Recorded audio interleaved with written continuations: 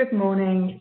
My name is Helen Crocker. I'd like to welcome you on behalf of Westminster Higher Education Forum to our seminar this morning, addressing racial discrimination and improving the ethnic minority experience in higher education. I'd like you to encourage you to contribute as much as possible this morning, asking questions throughout the presentations. If you can use the Q&A function that we have to submit any questions to the speakers throughout the morning, that would be great. I'd also like to encourage you to continue with the conversation on social media. You'll see our Twitter hashtag on the screen in front of you. I'll now hand over to my colleague Ben, who will talk you through how WebEx will work this morning. Thanks, Ben. Hello, everyone. Yeah, just going to quickly go through where all the buttons are on WebEx. So in the bottom right-hand side of the screen, you should see this icon which says Participants Chat and then a button with 3 dots.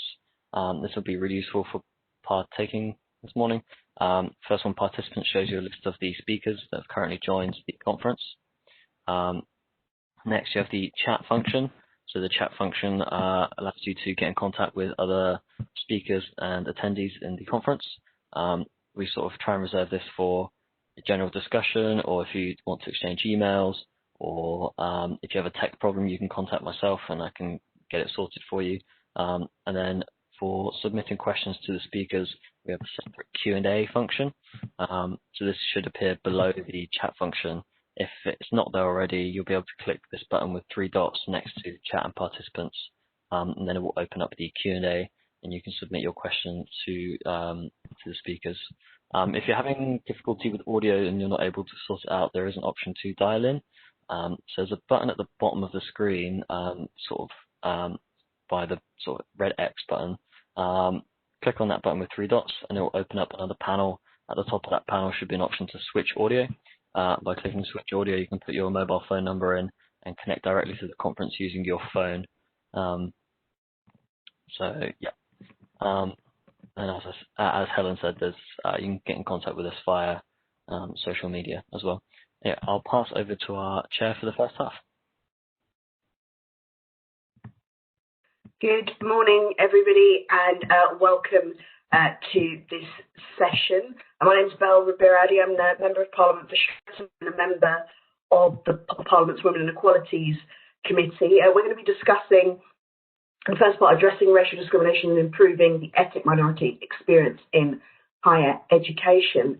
That term, student experience, has been debated on many different occasions, but regardless of how people feel about what exactly it means and how exactly one would improve it, one can definitely say that the experiences of BAME students has been impacted by racism on campus and throughout their education system in many different forms.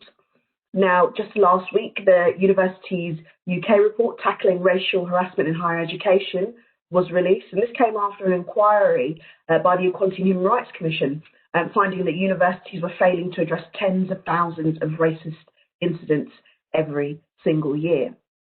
The report is quite simply calling on senior leaders to admit where there are problems of racism in their institutions and improve understanding and awareness amongst staff and students about things such as racism, racial microaggressions, white privilege, and white allyship. Now, over this year, we've seen, with the resurgence of the Black Lives Matter movement following the death of the murder of George Floyd, and various incidents since, people calling for racial justice in a globalized, collaborative way, in a way that we haven't seen before, people protesting in a way that we haven't seen for some time, and certainly people making calls of every single type of institution. And I know that the call that has been renewed is one to decolonize the education, and the focus is to what's happening to the AME students on campus in universities. So this is a very, very timely discussion, and I'm looking forward to hearing all of our speakers today. I'm going to hand over to our first speaker, who is David Isaac. And David is the Chair of Governors at the University of Arts London and a former Chair of the Equality and Human Rights Commission. David. Well, thank you very much, and really good to be here. Can I just say that I've got building works unexpectedly going on behind me, so I hope you can hear me. But just building upon what Belle has said, I mean, clearly this is a very timely debate. What I'm really keen to do is just build upon some of the points that Belle has made in relation to the role of the EHRC and to talk about the UUK report, but also very specifically what UAL has been doing in relation to addressing the kind of issues that we're talking about. I'm really keen to say that UAL hasn't necessarily got everything right. This is a work in progress, but just to tell you who I am, I'm the former chair of Stonewall. Until last August, I was the chair of the Equality and Human Rights Commission. And I mention that because I led on the EHRC report that Belle has been talking about. And at the EHRC, I was involved in various anti-racism initiatives, particularly Windrush, which we reported on last week, but also the work we did in relation to human rights arising from the Grenfell Tower tragedy. And I completely agree, to be very clear at the outset, there's a real need for leadership in relation to these really important issues. I'm not going to follow the slides very literally because I haven't got much time, but also much of this you will know. Belle talked about the importance of Black Lives Matter.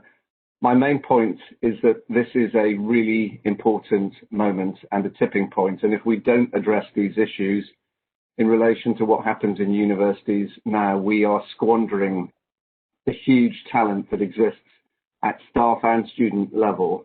And that is an unacceptable way in which to treat our best talent.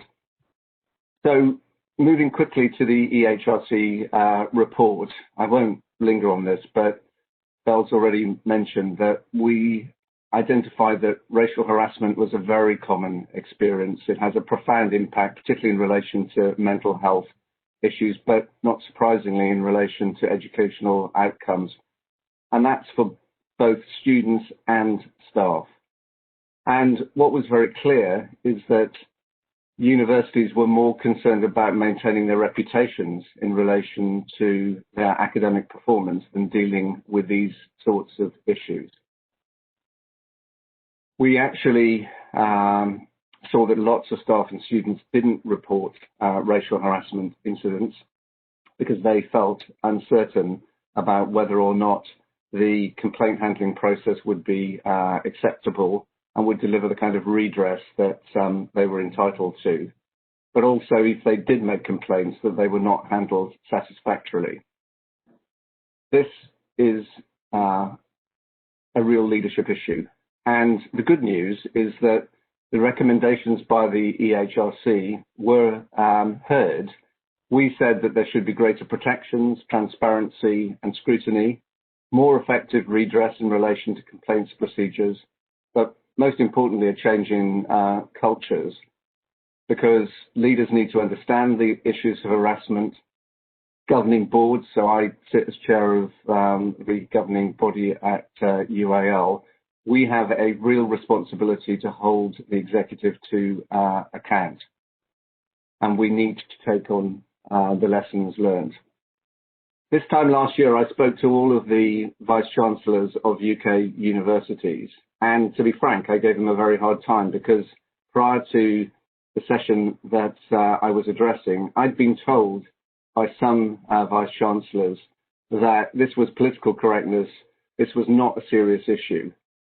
And in that talk, I told them how shocked I was at the reactions that I was getting.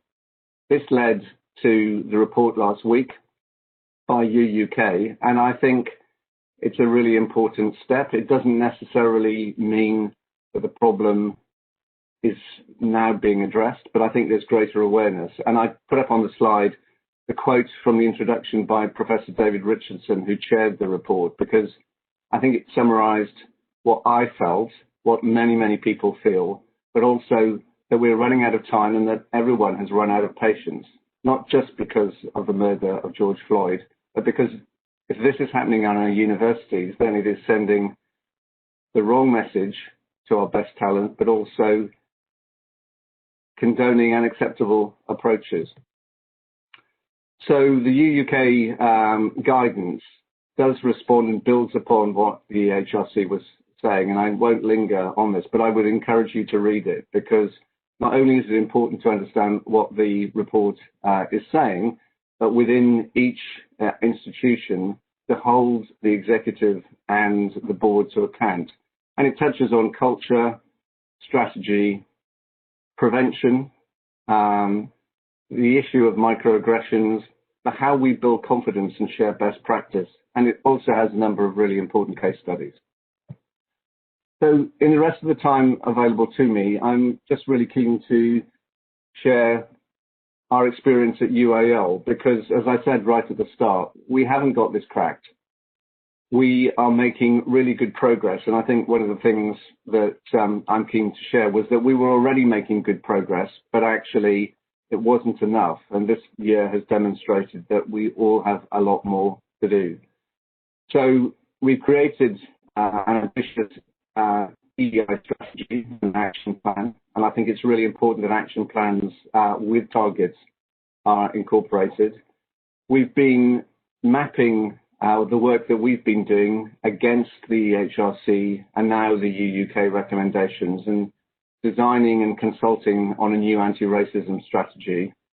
And we've set up a self-assessment team to work on the Race Equality Charter. And we've also appointed a new race champion, my colleague Naina Patel, who actually is online. So in answering any questions, I might turn to Naina later on. But Naina's leading the charge with support from the senior executive, but also from the board. And in relation to the recommendations, we're working with student services to review our dignity at work policy for staff. Most importantly, and the board feel very strongly about this, we are establishing and have established an online reporting mechanism to report incidents. And I won't go through all of this. We're providing a lot of training. Training isn't obviously a universal panacea, but actually it's been well received, and we need to continue to do a lot more. So our equality, diversity and inclusion strategy has been refreshed. It covers the period from 2019 to 22, and obviously we're going to continue to review that. And one of the points I'm keen to share with you this morning is that it actually builds on the obligation that UAL, like all universities, has to use the public sector equality duty. And that is a legal obligation that all universities have to take equality into account. And I'd like to come back to that because it's a very important tool. One of the other things I'm really keen to stress is how the Board of Governors really needs to hold the executive to account. So in our strategy, this is a really important step in addition to our EDI strategy. We are aligning existing work with our access and participation plan, looking specifically at staff and students, and working on the Race Equality Charter. And you won't be surprised, the strategy aims to prevent individualized and structural racism within UAL, to close the attainment gap, to improve the representation of BME and Black staff at all levels in the university, and we're making good progress in relation to that, but also to use our academic position and critical mass to understand structural racism within the university, but also within society as a whole. And the anti-racism strategy is very keen to focus on outcomes. And what we're doing is to try and bring the different aspects that I've talked about together so that there is greater disparity, much more data, and a real sense of urgency so that we embed that into all the work that we do.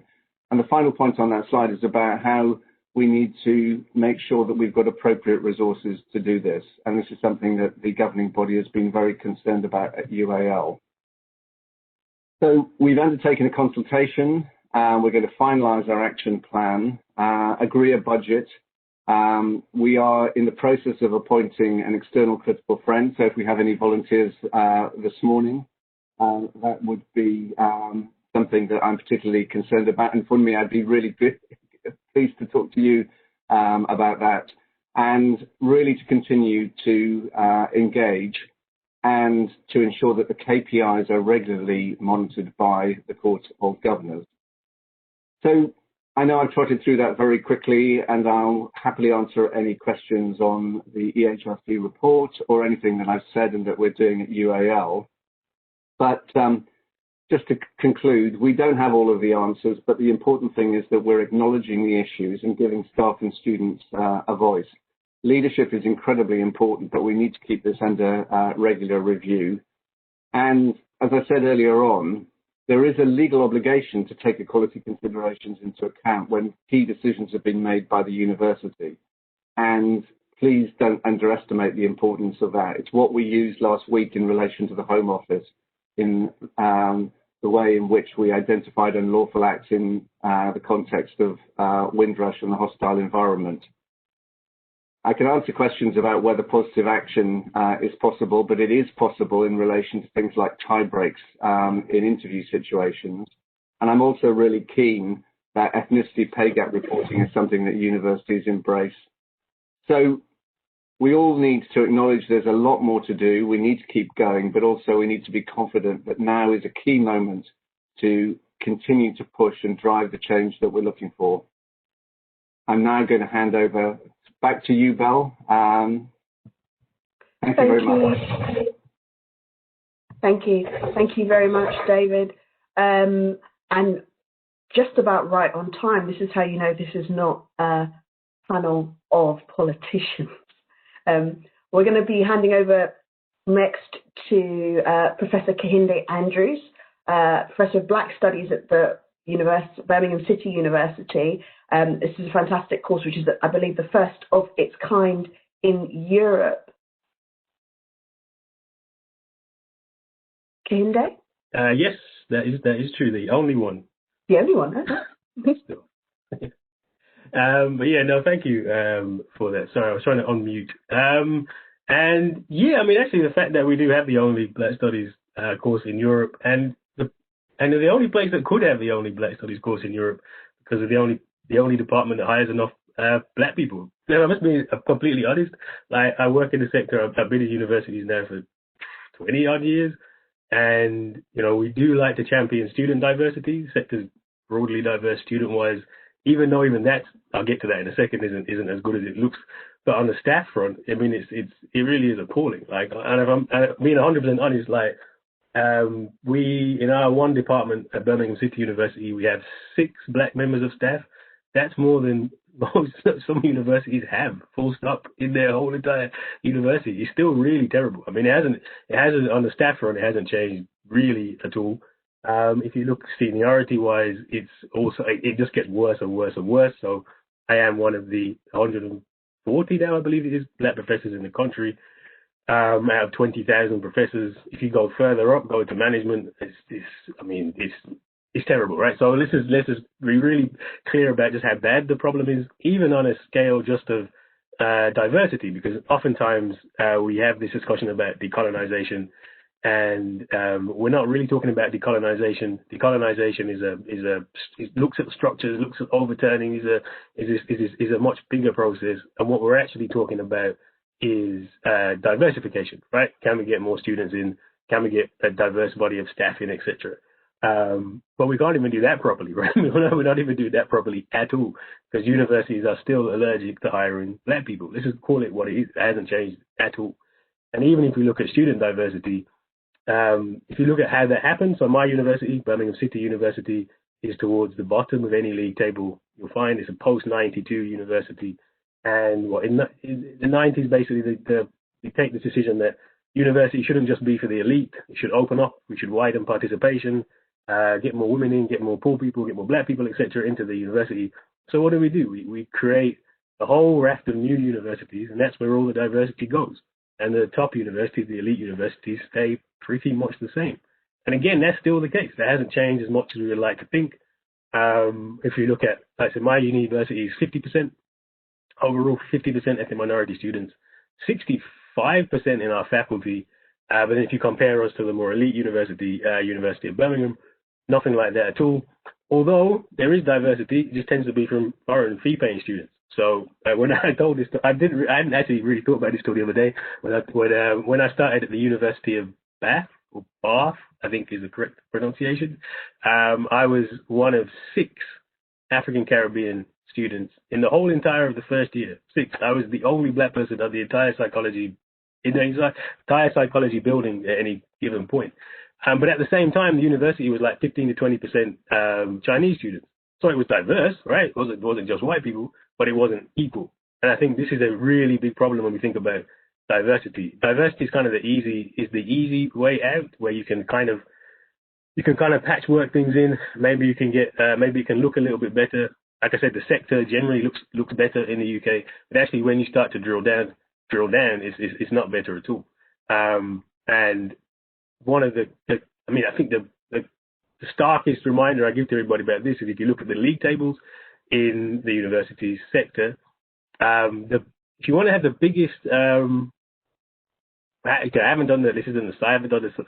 I haven't crunched all the numbers, but I'm almost 100% certain. If you look at who's at the top, who's at the bottom, one of the biggest factors will explain where you are in the league table is what percentage of your students are black, ethnic minority, British born.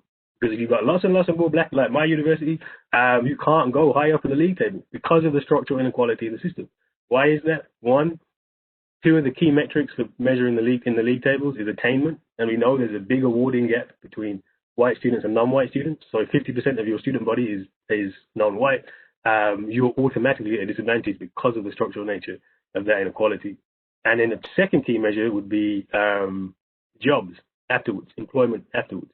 And all of the evidence tells you that minority ethnic students are far less likely to get jobs after they graduate, and far less likely to get graduate jobs. So 50% of your student population is from ethnic minority. There is a ceiling to how high you can get up the league table, which is why if you look at the top of the league table, it tends to be predominantly white institutions, predominantly elite institutions. And you look at my end of the league table, it tends to be the BCUs, the post-92s, et cetera, et cetera, et cetera. So even though we've kind of done diversity in the sector, we've done it in a way that is massively disadvantaging minoritized groups. And I do know of a university, I won't name this university, that is in a similar position to us in terms of student body, and has basically taken the view that if you want to move up the league table, what's the best route to do that? Have less minority students, right? Because this will basically guarantee you'll go up the league table. And they are subtly in their messaging, essentially trying to stop local minority ethnic students coming to the university. Because that actually is, but that's the way that the system works. That's what we talk about with structural racism. Unfortunately, the way that we're talking about this, we're not addressing these issues, right? The Hrc report that was mentioned by Professor Isaac previously was good in the sense that, it showed that there was huge problems with racial harassment and discrimination on campuses. I think we do tend to have this really misty-eyed view that the university is a bastion of left-wing progress, and it's all equal, and it's like anybody said, I've been in the sector 20 years. But anybody who thinks that is insane. It's a deeply conservative institutions where you have the same experiences of racism anywhere else. I mean, I'm a professor now, and I pretty much know all of security, so I can basically go to work dressed how I like. But this took a long time. I was working at BC for like 6 years. Until literally last year, I would never go onto campus without wearing trousers and shoes, because if I did, the university security would harass me. Right, literally, that's somebody who's worked there, very high profile in the university for years and years and years, and still I feel a little bit uncomfortable going in normal clothes to university. That's the daily experience. So it's good that was highlighted. The problem is the framework. This is generally a problem with the framework of the racial relations industry more broadly, Hrc in particular. Is almost allergic to talking about the issues of structural racism. And what we've tended to do in the UK is we've tended to look at prejudice, and we've tended to define prejudice in harassment, in the individual acts, which are bad. Don't get me wrong. We need to get past them. But when you frame it in that way, we kind of miss the bigger point. One of the criticisms, and I wrote about this at the time, the Hrc report was kind of equated anti-Welsh prejudice to racism, right? Because anybody who feels that they've been discriminated and harassed can then complain. And if you look at the way that this has been done, typically, actually with race reporting tools, if you look at something like the Race Equality Act, the legislation against racial harassment, this is not uncommon actually, right? So I remember I was for a time I worked on a racial incidents reporting tool panel for prison for a prison in the Midlands, and basically they had these forms people could fill out to say if they were racially abused, and so I was consulting on this team, and they brought some external people to look at all these reports. 85% of them were white inmates complaining that they've been racially abused. Right? This is the framework in which we put it in when we make it about individual prejudice, and we just tend to miss the much bigger picture of what's going on here. Right? Racism is structural. It is not about the prejudices between individuals. And to some extent, all of our kind of frameworks around the law and the things that we approach this, we say, well, look, can we get rid of the bad apples, right? Can we get rid of them, make sure they don't come to the surface? Can we train people so they don't act in discriminatory ways, right? Can we get more diversity? Because again, really what we're talking about is diversity. Can we get more diversity? And then what we're essentially doing is we said, well, we want to have some diversity in the sector. So we're going to bring in minority students. We're going to bring in some minority staff. Because there's a problem with the sector, that means that we bring people into this, and these are hostile environments where there's racism, et cetera, et cetera. And then so we say, well, it's the kind of approach that we're having now. We say, well, now we have this problem where students are complaining, staff are complaining. How do we make it a bit more comfortable for them in the space? So it's all about diversity. It's not about saying, well, actually, let's look at the structural issues within the sector, right? It's essentially about palliative care for people that we brought into a sector which is hostile to them, right? It's just the wrong approach. I understand from top to bottom. For me, it's just the wrong approach. We should be, if we are interested in using that term decolonization, we have to go much, much, much, much deeper into what the university is, into not being surprised that this is what happens in the universities, because the university has always been, the Western university, from its conception in eliteness, whiteness is hugely part of it. I mean, this is the thing when we talk about diversity. Until 1960, about 1960, only 5% of the population went to university, so it was basically just rich white men, and we've kind of diversified it and opened it up a little bit. But have we changed the structural nature of it? So, for instance, the curriculum. We think about the curriculum, and what's happening now is we're diversifying the curriculum. So, adding a few black scholars to the reading list. Maybe you might possibly appoint a black British history scholar, possibly, but I haven't seen very much evidence of this actually happening. But you might maybe get somebody to do a bit of black stuff on the side. Well, that isn't decolonizing the curriculum. Decolonizing the curriculum is completely overhauling the set of racist ideas which are at the heart of our subject. So, for instance, I did a psychology degree. That's the psychology degree I was mentioning at University of Bath.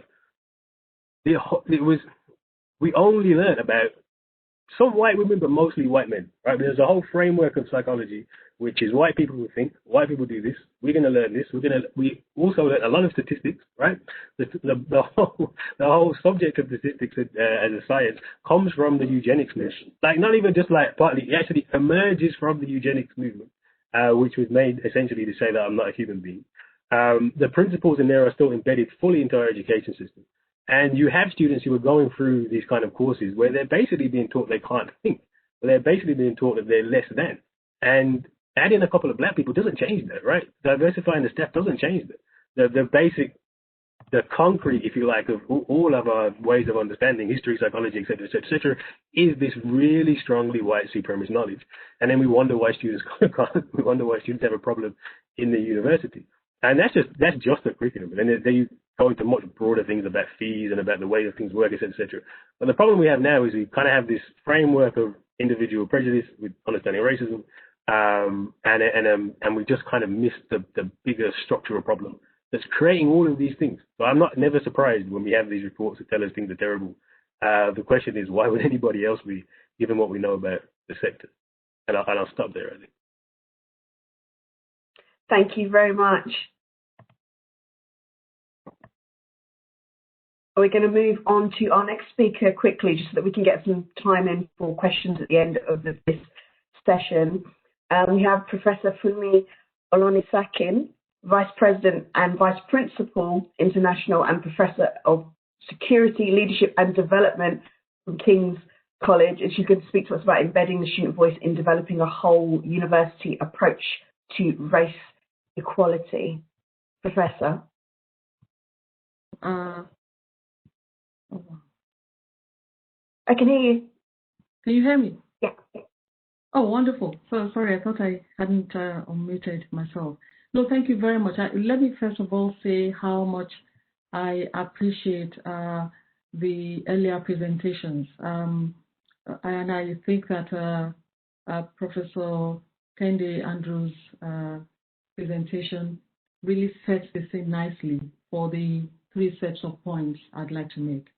The first set of points will have to do with this question of the degree of urgency that surrounds this whole notion of really beginning to have anti-racist universities and truly decolonizing the curriculum in a way that responds to the structure of racism. I think that point was well made by the last speaker. The second will be to focus on the area of tensions. And lastly, I then want to talk specifically about the sort of ideas that can help us embed anti-racist, but certainly the whole question of decolonizing in the whole, in a whole of university approach or framework. And I think then very quickly, the degree of urgency, it's clear that we are being forced to change. We're compelled to change as universities today amidst a very strong debate, and the debate continues, which pitches our academics, our people at pillar opposites. So we do the token responses because we want to be seen to be dealing with decolonizing. I would speak briefly about our own process at King's, but that urgency derives from the rapidly changing population of our campuses. I think there's another side to Kendi's point about diversity in the universities. I sit at the moment in a university which has 50% of its students, of its home students, by the way, not international students. And I dare say we're guilty of that, of high numbers of international students as well, with a large number of them coming from China. But our home students we have 53% BME. But you do not see that kind of representation in the staffing, in the faculty. We're a work in progress, and there's so much that is going on at the moment. But that urgency, therefore, comes from the fact that the vast majority of our BME students are asking us for structural change. And I don't see that many universities will be able to just remain the same without addressing this. Some of us started having these conversations internally even before the killing of George Floyd. And this will continue for some time, I can see. The movement for Black Lives Matter, it really tells us that there will be pressure to continue to change. But there are tensions in all of this, and that's my second set of points. And those areas of tensions are worth noting, because if we don't address those tensions, each university has to look within its own context and look at the sense of urgency that applies based on their population, because I tell you, some universities, as you know, still remain largely undiverse, as Kendi was mentioning. But if we don't deal with these tensions, we will hinder any progress that we can realize in terms of developing effective policy. So one is the importance of creating a space I want to suggest for that debate, because unless we allow the debate around structural racism and what decolonizing means beyond simply diversifying the curriculum, if we don't hold the university space as a space where that debate can happen, it will be very difficult to deal. We will drive the contestation, we will drive it out of public space, and no policy would work if it's just going to be driven top-down at the end of the day.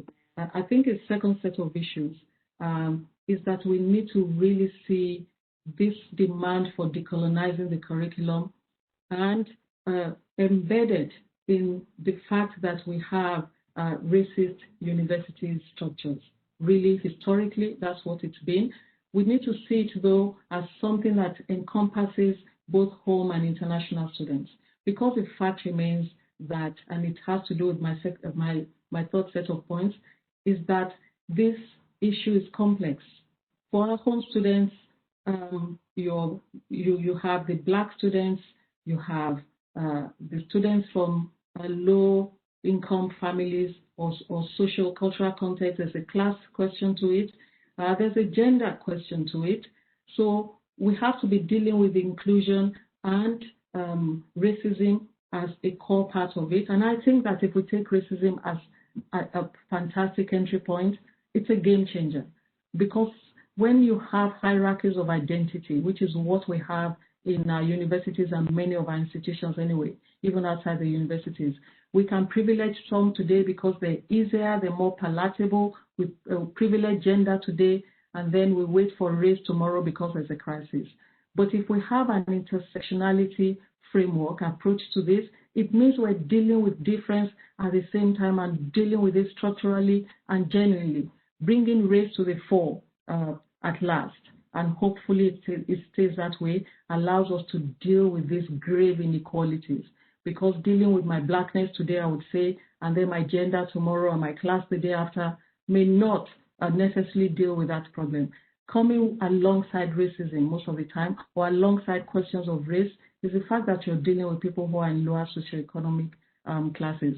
Of course, at King's, we have students from all these PME backgrounds who come from particular classes as well, can afford the fees, and that's a different question altogether. And a third set of issues, therefore, is the disciplinary question, that when we talk about decolonizing the curriculum, we soon enter a debate that says, oh, that's for social science and humanities. It has nothing to do with the sciences or the health schools. That is absolutely not true. The very questions of student belonging, which I'll come to at the end of the day, has everything to do with the pedagogical framework that supports what we do. What we teach is one thing, and you might say that is all in the realm of history, arts and humanities and the social sciences. But how we teach it already privileges certain ways of learning and privileges the structures of learning that those who could afford that kind of education from various backgrounds, from their backgrounds, had become accustomed to. So if we then take, which is my last set of points, what we need to do to privilege student voice on an equal plane, we need to therefore carefully, for both home and international students, I want to suggest, deal with those structural factors that create differential outcomes for students. Believe it or not, even those students from China, the ones from Kenya, the ones from different other parts that are not exposed to British education also have attainment gap issues.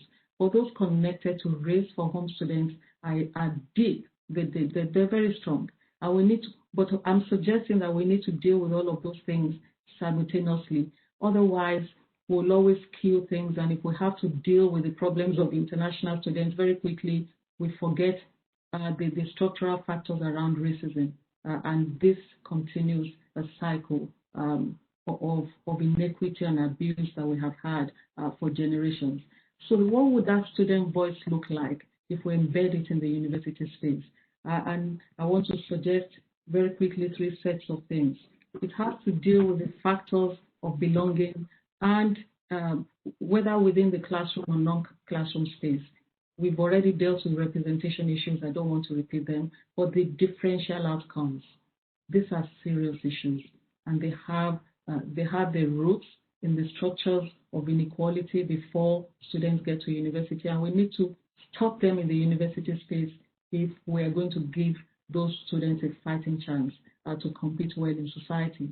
But it therefore means that as universities, we have to think of whole of university programs. At King's, we have a cultural competency program that we're developing this year, which from the next academic year, at least, or on a piloted basis, would have every student opt for that course upon arriving at King's every first year, whether it's PGT or undergraduate, even at PhD level, because it then begins to help us really see the world through the eyes of others. on whether it's race, ethnicity, class, creed, and ability. Then we need a clear set of policies or a policy framework for overall assessment of progress. And I dare say that within that cultural competency frame, the rethinking the curriculum beyond, if you like, just the reading list, as Kendi was talking about, means that we rethink assessment. We rethink the historiography of our subjects. There's a lot to be done there. If we don't embed it within a framework, within a policy framework in the university space, we cannot bring the student voice into all of this. But the policies and the framework for overall assessment of progress is for universities to hold themselves to account by allowing their students to be a part and parcel of drawing up a framework in which students assess the university against these measures every single year. Therefore, they have a chance. You can say, why not the NSS? NSS is one thing that serves a whole range of policy purposes. But for the university to assess its progress as to whether it's moving towards that kind of change or not, we need something that holds us to account internally by our students. And very finally, I want to suggest that, of course, we have the Race Equality Charter mark. We have Athena Swan, we have Stonewall, we have all of these independent forms of accountability. And I think that even externally, unless we have something that connects all of this across the board and asks universities to assess themselves against it, we would do it on an ad hoc basis, opportunistically. If we're not compelled to do it, then we don't deliver it. I mean, I chair my university's Race Equality Leadership Action Group, and I know the kinds of conversations that we're having around attainment, representation, and all of that. We would do it today for one, then we move to Athena Swan. They consume resources. We will privilege one thing over another if we're not careful. I want to leave it at this so that we have enough time for a conversation.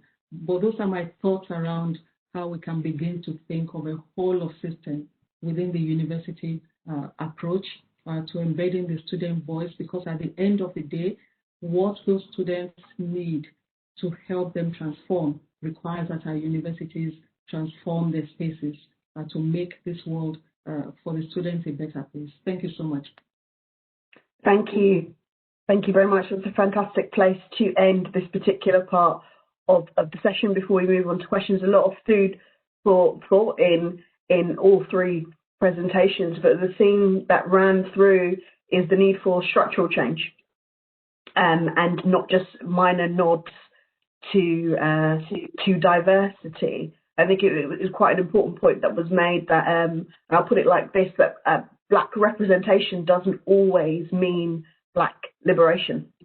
You can have people in places, but unless the structure itself wants to change, things aren't going to change. The outcomes aren't going to change. And I can speak to this as someone who is in the most diverse parliament in history, and unfortunately, it's still not necessarily making a difference in terms of outcomes for BAME people in this country. And you touched on the idea of enforcement, which I think is very, very important. If we are not being held to account on these measures, then people can continue to give these casual nods. Some of the institutions have been doing across the country, particularly in response to Black Lives Matter, to be seen to be doing something, not actually doing something. Now we're going to open up to questions from any of the participants, or comments if you would like. If you could please drop a question in the Q&A and let me know if there's anything that you want to put to our panelists or a point that you'd like to make.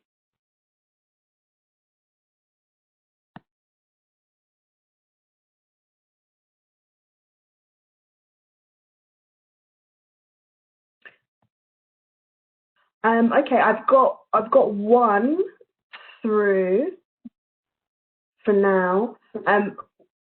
What are the practical steps for decolonizing curricula whilst at the same time retaining room for freedom of speech? And I'll go back in the order that you've spoken. So, David, would you like to go first? Belle, thank you. Clearly, I'm not an academic, so Funmi and Kehinde are probably better placed in relation to how to change the curriculum, but I'm really keen to pick up on the structural issues, Belle, that you were summarising, because I think those are incredibly important. Kehinde made the point that the Hrc report didn't necessarily cover the structural issues.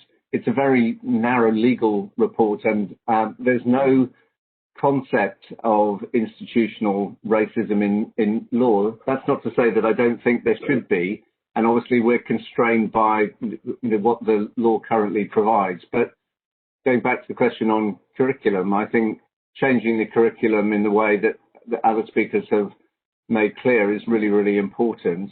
EHRC did also produce a report on freedom of expression. I don't think changing the curriculum and allowing debate stifles freedom of expression. In fact, I think it's an important way in which to determine how the curriculum ultimately resolves itself and how these things are an ongoing organic process. So I don't believe in cancelling voices, but equally I think that it's not necessarily a binary decision between decolonizing the curriculum and being anti-freedom of expression.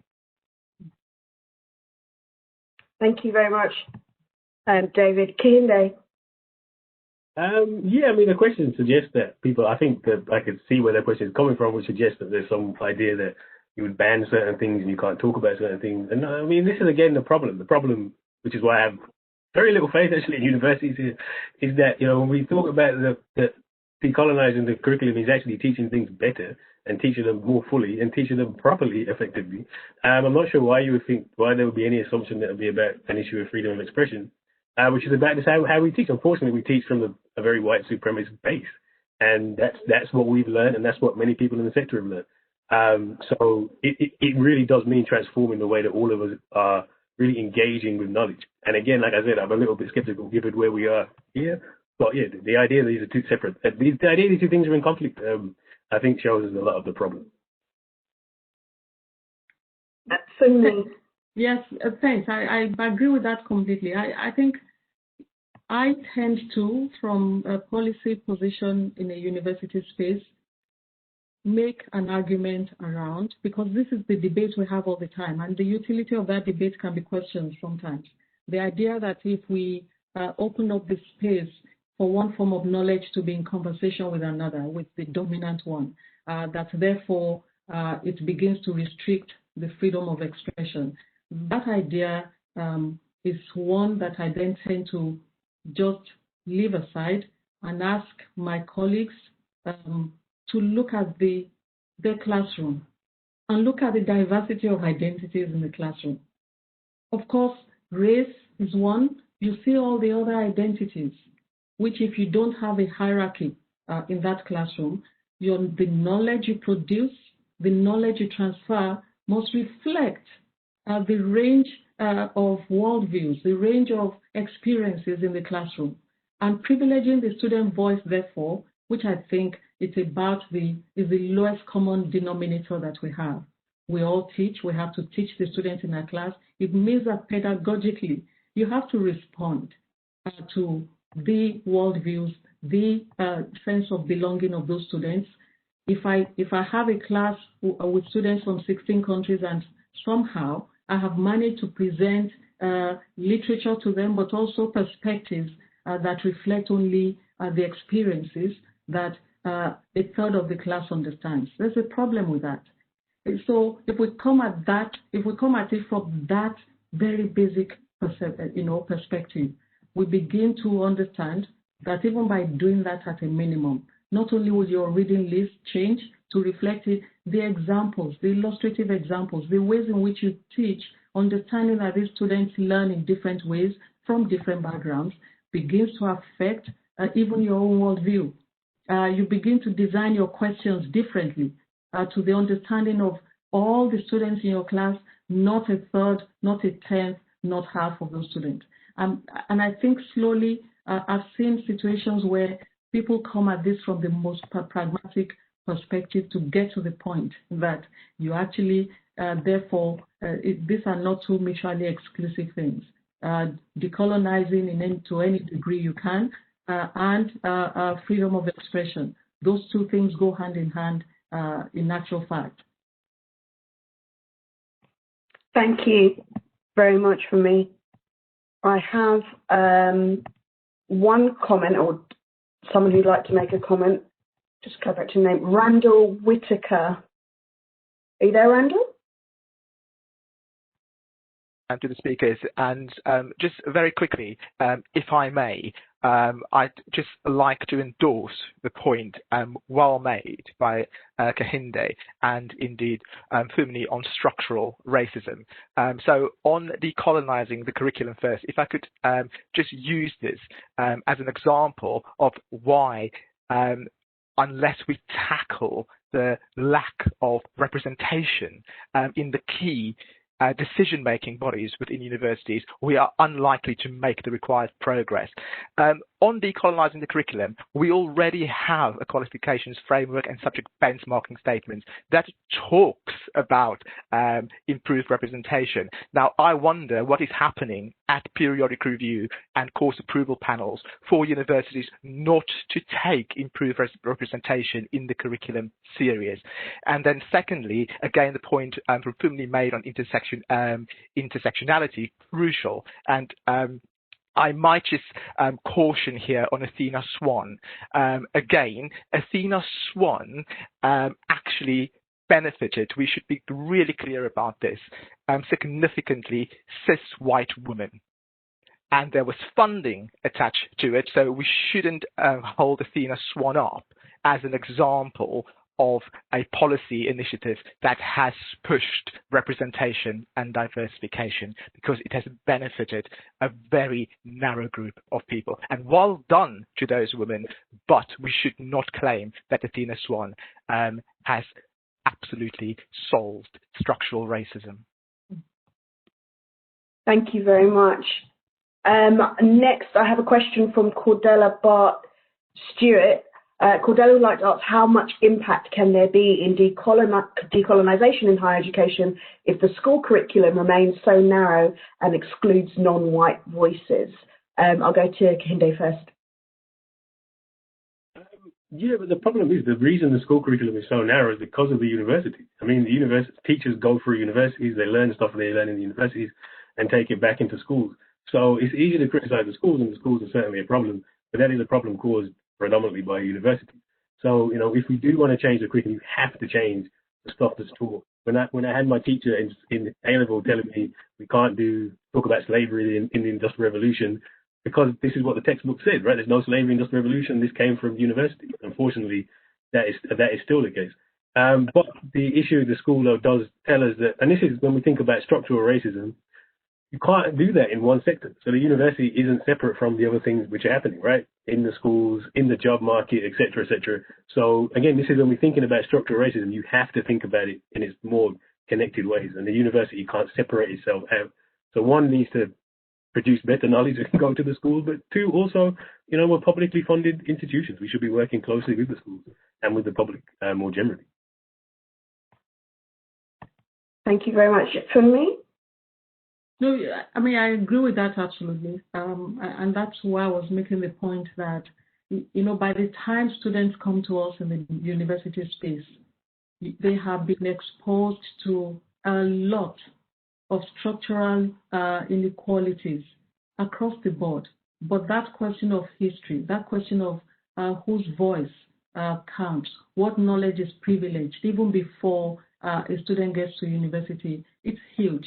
And I think that's why I think the university space has to account for all of those factors by the time students come in, that we can do our bit, not just our bit, but actually create a space where those structures change fundamentally.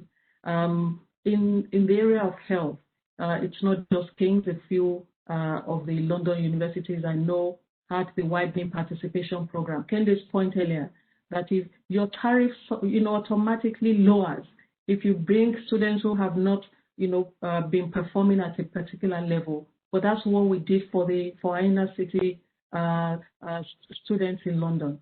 We suffer a reduction in tariff, but it means you spend extra time. You spend an extra year trying to bring them to the standard that is required. And I almost think that we need to do something similar to account for the structural gaps in society before students come in. It means we teach different other kinds of subjects as well, in addition to teaching differently in the classroom. I don't deny that it's complex, because it's not just a higher education space. There's a cross-sectoral problem when you're dealing with systemic racism. But it's a work in progress. We just need to start to make that progress, I think. Thank you very much. And I've got one last question here. It's probably for David. And actually, just remembering from my times as a student activist, attempting to see what action I could take about against universities is very, very interesting. And it's Ben Black and Destiny, I believe, asking how. I know David mentioned that the university must lawfully take diversity into account. Could this mean that we can take legal action if our university doesn't want to adopt a zero tolerance policy to racism? That's a good question. And in relation to direct action, I guess there are a whole series of legal avenues that are open in relation to students complaining in relation to the way in which they're taught, but also back to my point about the public sector equality duty, you'd have to report that to the Equality and Human Rights Commission, who would then have to make a decision as to whether or not to look at and decide whether the public sector equality duty has been properly implemented. So there are legal remedies that are available. The reason I say it's an important tool is that it shines a light on the way in which senior decision making should take account of equality considerations. It's used often as a tick box exercise, and that is not what it was intended to do. So I would say student unions need to say to the Vice Chancellor, show us how you are considering equality issues in all of your key decisions. Can I just, Belle, make a quick point about schools in relation to the last question, because I think schools should be equipping young people to be citizens of the 21st century, and I've done a lot of work in this context of Stonewall, but EHRC, in relation not just to structural racism, but also in relation to LGBT and other issues. We need to ensure that our young people understand and are properly equipped to discharge their legal obligations when they get to university, but when they get into the workplace. These are not optionals. And I think there's a real link between all of the really important issues relating to racism that we're talking about this morning, but also in relation to LGBT issues and the sorts of people that we want our young people to grow into. Thank you very much, and thank you to all of our fantastic first panel today. We're going to be taking a short break before we move on to the next section, and we will be back at, let's say, 2 minutes past 10 for our next panel of speakers. Thank you very much once again, and we hope you're able to stay in the discussion for the next part of the meeting. Thank you. Thank you. Thanks. Again, I'm just going to give 30 seconds or so to a minute to allow everybody to come back in after our short break. We're moving on to the next session for this morning, improving racial equality within higher education, the curriculum, research funding, recruitment training, and addressing the attainment and pay gap. We again have a fantastic panel of speakers for you. We're going to give them each 5 minutes and make sure that we have time for questions and comments at the end. So I'm going to start with Dr. Zainab Khan, who's the Pro-Vice Chancellor for Outcomes and Inclusions from London Met University. Zainab. Good morning. Thanks so much for having me. A year ago, I shortly is time a degree statement with large. Sorry, Zainab. Just one moment. We're just having some problems with your sound. I think it might be the connection.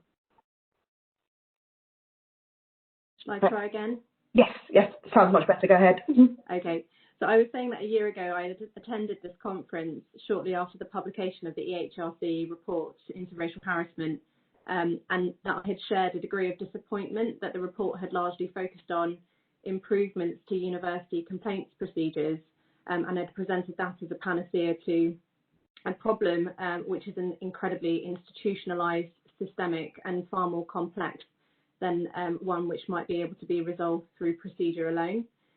Now, in a year, so much has changed, and I think many of us would say that the discourse on race in the sector looks very different than it did 12 months ago, but in the same vein, we could say that very little has changed.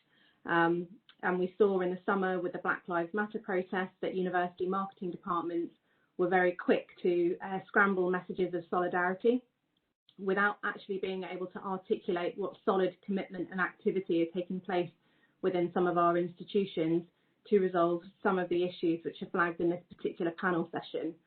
But the truth is that all of our institutions have got much more work to do to solve racial inequality.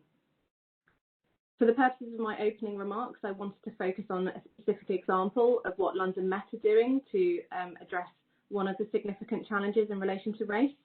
So we have an above average awarding gap of about 20%, which is much larger than the sector average. And 70% of our students come from Black or ethnic minority backgrounds. So for us, this is an absolute institutional priority.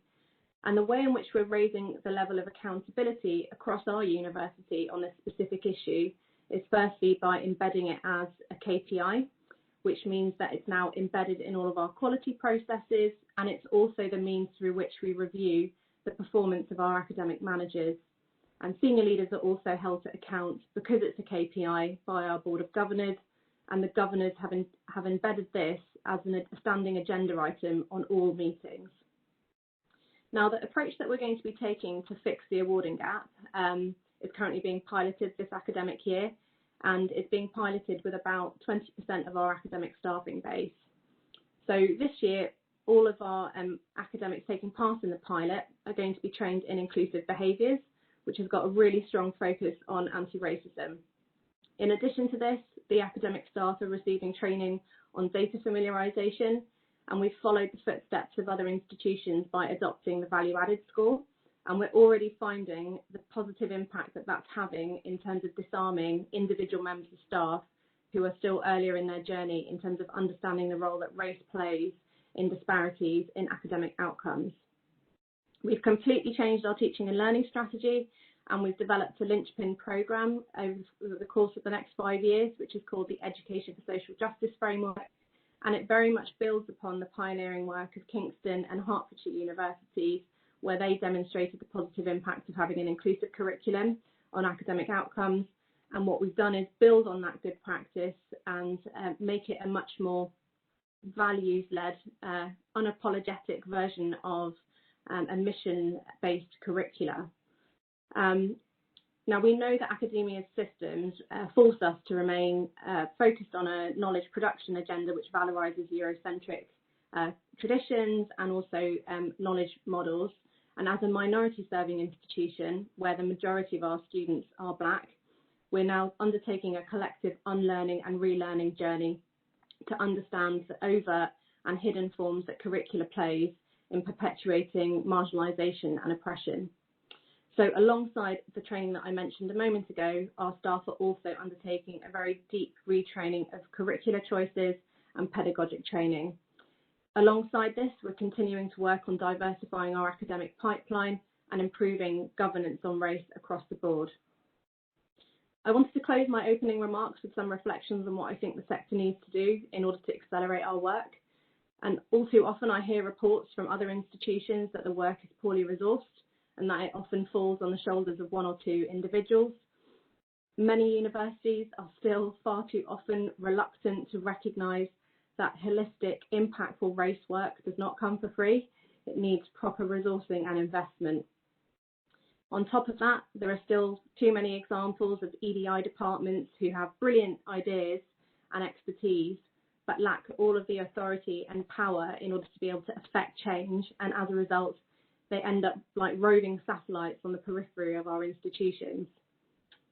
And when there is no genuine support or buy-in from senior leadership, in my mind, that's a symptom that this agenda is still misunderstood as some sort of philanthropic exercise rather than the ethical application of public funds.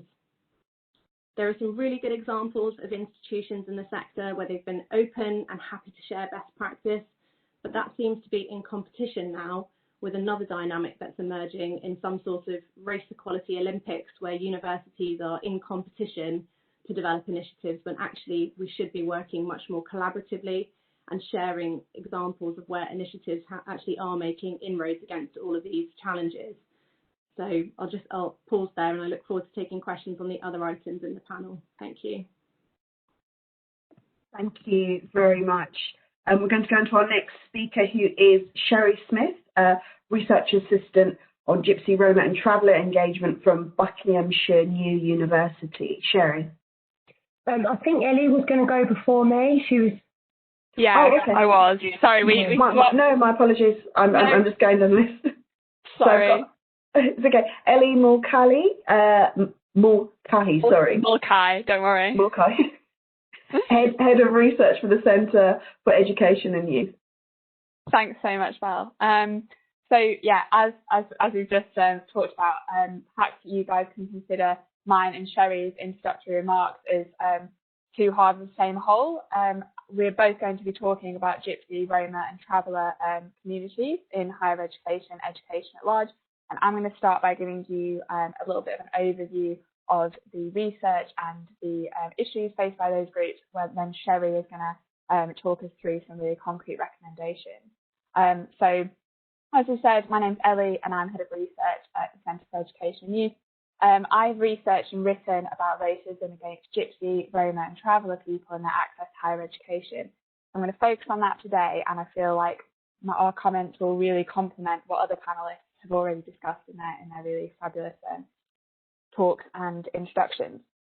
So Gypsy, Roma and Traveller young people, and that's a diverse sort of amalgamation of different groups put together in the statistics, do have the worst educational attainment outcomes in the UK from the early years to GCSE attainment and beyond, which is what this graph shows, the purple bars showing travellers of Irish heritage and Gypsy/Roma groups against the national averages in their attainment. And that goes throughout all any measure of outcomes in our education system. So given that, it's then unsurprising that GRT groups are the most underrepresented ethnic groups in higher education, in both student and staff populations as well, although we've also talked about Black staff populations being very underrepresented as well, and of course there's parallels in the issues here. However, poor data with regard to GRT groups means it's particularly difficult to ascertain the extent of their underrepresentation, which is often linked back to the way that categories are collected and a lack of or a fear around disclosing their identity due to a fear of discrimination, which is obviously central to our discussions today. But all the evidence is available suggests that they're highly underrepresented in these spaces. So the research that I've conducted, I'm going to give you a really brief summary of it, categorises the barriers to accessing and thriving in education, both at the compulsory level and in higher education, under these three main headings. So as I go through and talk about the different barriers that these communities might face to accessing education and engaging with education, I just want to highlight that, of course, as with any discussion of this type, it's really important to understand without then stereotyping. As I briefly mentioned, we're talking about really diverse groups and both a lack of understanding of these communities that have always existed in this country and are a really important part of our culture as a country, but often sort of very much sidelined and marginalised. A lack of understanding about them is a barrier in itself, but as are common stereotypes about them and sort of grouping them all together as if they're sort of one community when that's not in fact the case. There's a really fine balance to strike in terms of understanding without stereotyping. So the first category of barriers that might affect their access and engagement are material barriers. including an increased likelihood of growing up in poverty, a lack of access to safe housing, and in the case of mobile communities, which is not all GRT communities, a lack of access to safe stopping places. So these are issues that we see in the media all the time and often centre around discussions which are inherently racist. Cultural barriers encompasses a really, really wide range of important issues. We could do an hour-long talk on these, but it includes issues such as community isolation, a lack of inclusive practice in education institutions, a lack of inclusion in the curriculum, parents having difficulty navigating unfamiliar systems if they've been previously excluded from them, and fears of cultural dilution, essentially a fear that mixing in mainstream systems or with non-GRT communities will result in a weakening of cultural norms. And I just want to note there that that fear of cultural dilution or a clash of cultural norms between Gypsy, Roma and Traveller communities and mainstream education system is not the same as parents not wanting their children to be educated or parents and pupils not valuing education. And it's often sort of linked to that as if it is the same thing when it is in fact not. And then finally, perhaps most pertinently to our discussion today, discrimination, prejudice and racism is a significant barrier to engagement in education for these groups, and the fear of it is as well. Racism against Gypsy, Roma and Traveller communities is the most widely accepted form of racism in the UK in terms of how acceptable it is to express it openly.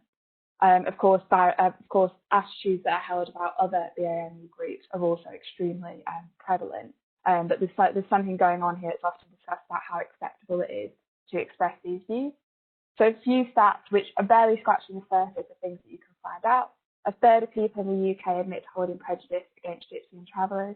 50% have an unfavourable view of Roma people. And those statistics are slightly older, but in more recent stats from 2017, it doesn't appear that the situation is improving, with around 40% of British people saying they would be unhappy with their child having a play date with a Gypsy or Traveller, or when they're older having a romantic relationship with a Gypsy or Traveller.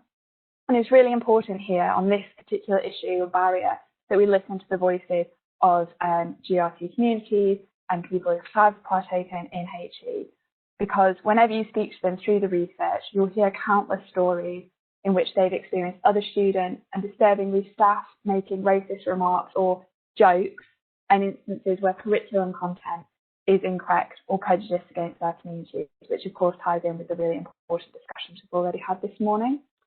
So of course the strongest of my recommendations, which Sherry is of course going to pick up now, is for education institutions to stand up against racism, to stamp out racism, and to look at where their policies are not working, or in this case, do not include GRT groups. And before I pass on to Sherry to talk about the details of recommendations in relation to staff training, diversity policies, building links with excluded communities, I'm just going to end by being really clear that while I really value the opportunity to briefly share these findings of the research and would encourage everybody to look into this group more and understand the barriers, what is needed here is action and funding and resource, as Zainab has said, to fund that action. We've known about the discrimination and disadvantage suffered by Gypsy, Roma and Traveller communities for decades, if not centuries, and yet the reports coming out today from researchers, from the government, read the same as reports coming out in the 50s and 60s about those groups. And we know a lot about the effective practice that can be used with these groups. There's a lot of research already on it. So let's have a conversation about it today. But if you're sitting in this session, you have decision-making power or power to make decisions about your practice within your own day-to-day practice, then I really, really want to urge people to look at the research, look at the best practice guides that are out there, and take action for those communities, which will hand on really nicely to Sherry to talk a bit more about what that action can be. So thanks very much. Thank Hi, you. everyone. Oh, sorry, go on. Oh, no, I was just say thank you. And can we hear from Sherry now? Hi, everyone. My name's Sherry Smith. I'm a Roma Gypsy community member.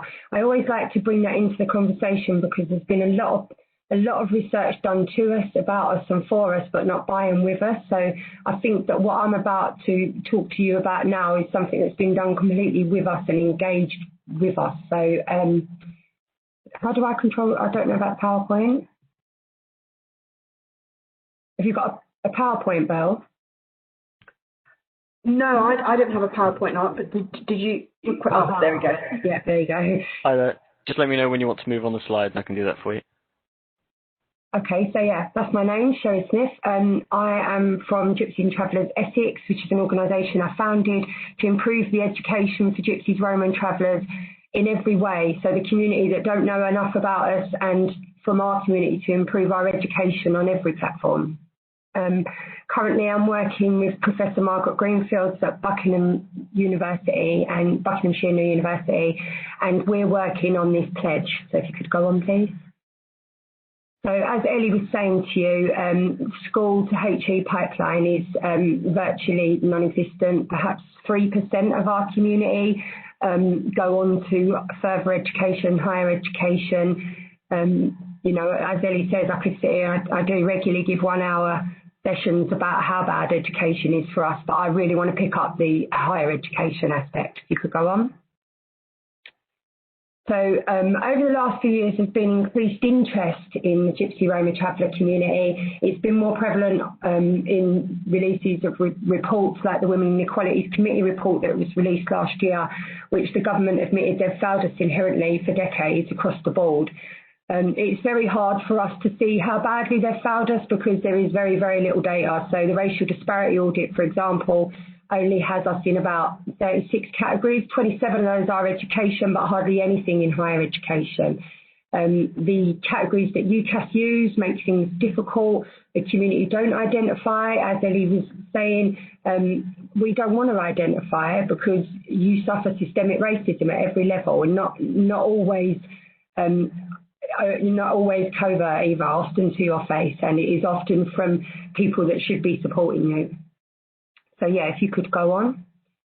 So what I've been involved in is in September 2019, Baroness Whitaker from the Roma Gypsy Traveller All-Party Parliamentary Group, she hosted an event at Parliament, and it was bringing together community members and what should we do. So a survey was launched. And then in January, I was recruited. I was at the event, didn't have any idea I was going to be involved in it. I just wanted to be involved as a community member because it seemed important to me as a graduate and a community member that this needed doing. So to be involved in it from January, and what we've been doing straight away, we had, which was lucky really considering COVID, but we had a live workshop at Coventry face-to-face, which seems such a privilege now, with community members, and we started talking to them about what is the problem. And as Ellie said before, it is those four areas. It is data, it is outreach, it is inclusivity, and it is embedding it in the curriculum. And that's at every level, right from nursery up to higher education. So then we launched a survey which was wider to specifically to graduates from the community, much more in depth, asking them what their experience had been, asking them what had got them into and through, and if they'd left higher education. So if you could go on. Trying to squeeze so much into 5 minutes. So what we've been doing is developing the pledge with a steering group, with NEON and the Office for Students and various Gypsy Roma Traveller NGOs and universities, and we have been developing a pledge which we published last week. So we've also developed a network. You could go on, please. So we've developed a network, we've developed resources, we've mapped the community members that have responded, and we've mapped the universities that are supporting, and we've mapped the NGOs that are supporting to create a triangular system of support so that Gypsy Roma Travellers going into higher education, the universities hopefully will sign up to this pledge, but as well as that, there's community members that have got experience that are there as a resource, and also there's NGOs that can support on some level to support them. So this is various things we've been doing. I think I'm very lucky to work at Buckinghamshire University. They offer a bursary for Gypsy Travellers. They employ me to engage with community members. They go over and above board, and I hope that, you know, this pledge, when it's implemented across universities, this will happen in other universities. So if you could go on. So we had a survey go out, and it was a pilot study, and it's about the barriers. It sounds like we've had loads of surveys, but it was needed for the staff and for the graduates and for the students. And so it's coming back with exactly the same at higher education as it does in all education, which is, you know, the fear of discrimination and prejudice, but then you've got the other concerns of debt. And because of such wide-ranging issues for the community, there is great poverty. There is a lack of literacy in the parents of understanding. They don't understand finance. They don't understand this big wall, this big barrier that, how do you overcome it? And what even is the point? What careers are on the other side of it for them? My community don't always make that attachment. So there's a fear of identifying as well, because, you know, you don't want to seem stupid and you don't want to seem the only one. So, you know, all of that came through as well. So if you could just go on to the next one. We do want to change things. We do have motivation, and you know, this came through in the research as well, is that it's not because education is encouraged us into higher education, it's because of, despite that, we've gone against the barriers and fought harder because we need to make this change. If you could go on, please.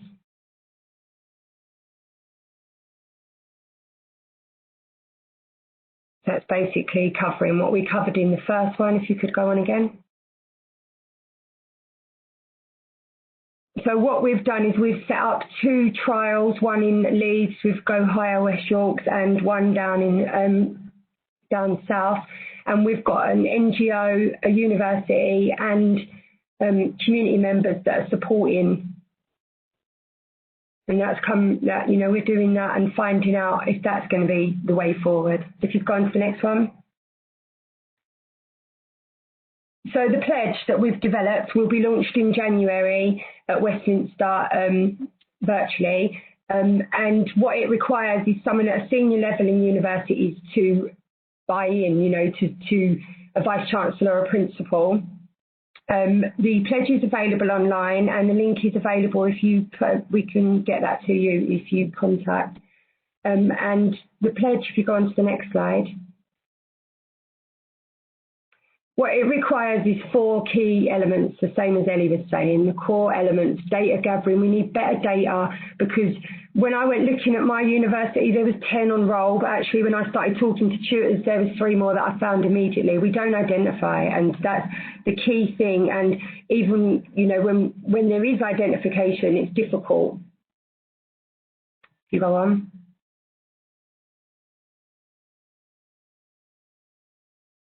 So outreach, inclusion, celebration, visibility around the universities, recognising things like April the 8th, which is International Roma Day, Roma Holocaust Remembrance, Gypsy Roma Traveller History Month. These things are important. The visibility makes us feel like we fit, like it's more suitable for us, and this has been successful where we've trialled this. If you'll go on, please. So as I said, at the moment, we are looking for universities to sign up to support Gypsy Roma Travellers on the pledge. It's a very simple thing to become involved with, and then we will have the official launch in January, and we're hoping from here on in, that things might start changing. There'll be a bigger, higher uptake of us in higher education. Could go on.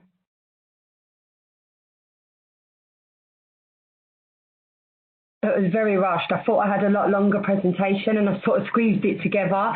So anyone wants to get in touch with me and get clarification on that, or some links to the pledge, or how I can support you with embedding that in where you are, or helping you get any support, then please get in touch. Thank you very much, Sherry. That was fantastic. I didn't find it squeezed at all. We're going to move on to our last speaker for this session.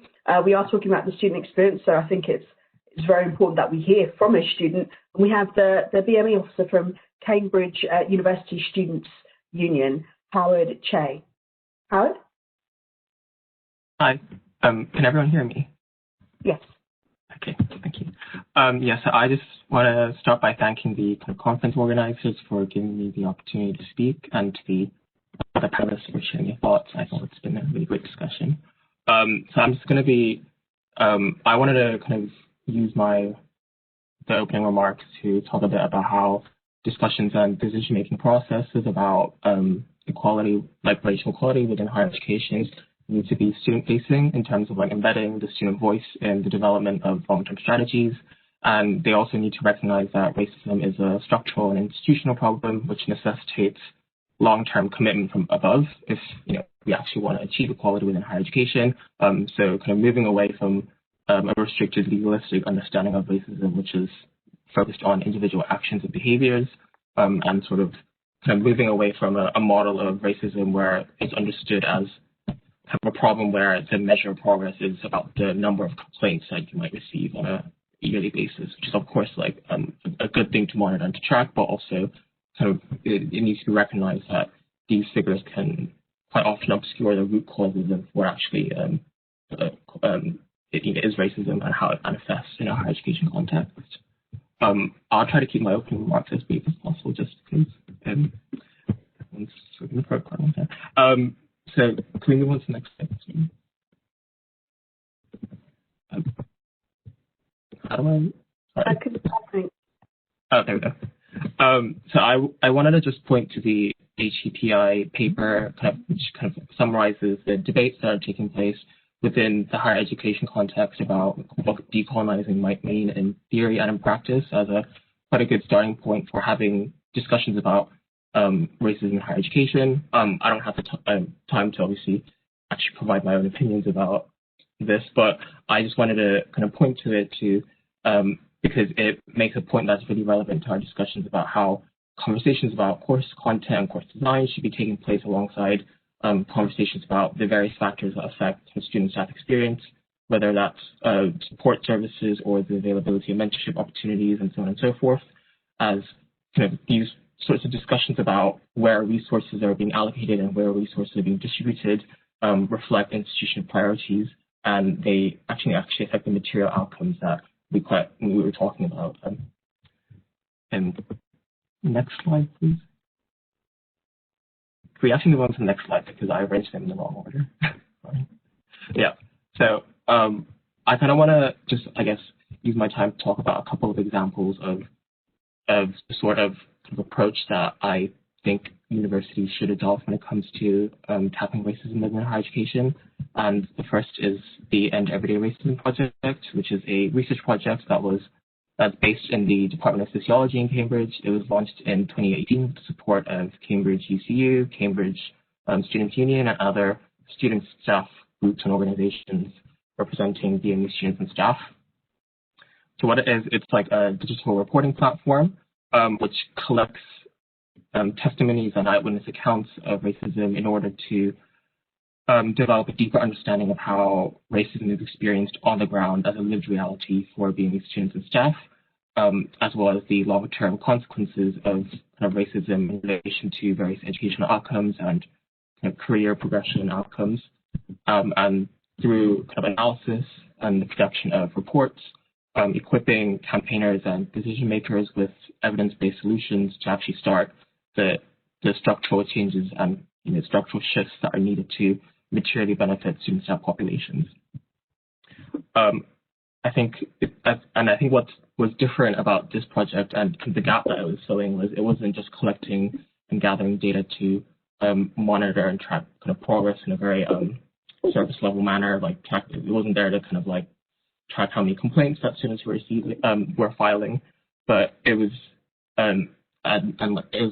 not reducing the lived realities for students and staff to figures about complaints, but rather it was trying to understand what are the reactions that students and staff have to racism they experience that might not fall into categories of harassment and abuse within university policies and procedures, and understanding what the wider consequences of this sort of culture are. And so after collecting data, they launched a report in August 2020, which made various findings about actually unpacking how racism is experienced in Cambridge for students and staff, as well as a concrete action plan for the university and colleges to take up to actually tackle racism. And I think what it does is also kind of shift the conversation, as I mentioned, to look at racism from a structural institution perspective, thinking about what are the cultures and practices that allow for racism to happen and discourage and deter students from speaking up and from taking action, rather than reducing it to something to do with like individual prejudice and which doesn't necessarily capture the full extent and nuances of the problem. Can we move to the previous slide, please? Yeah.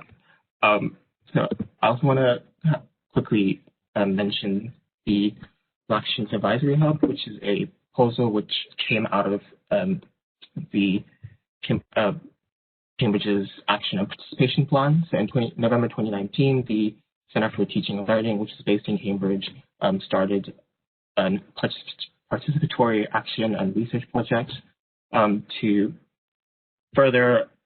conduct further research to understand the reasons for degree awarding gaps and develop an action plan to address them. There was a strand focusing on disabled students and another focusing on Black students, which are the two groups of students with the widest kind of gaps in Cambridge.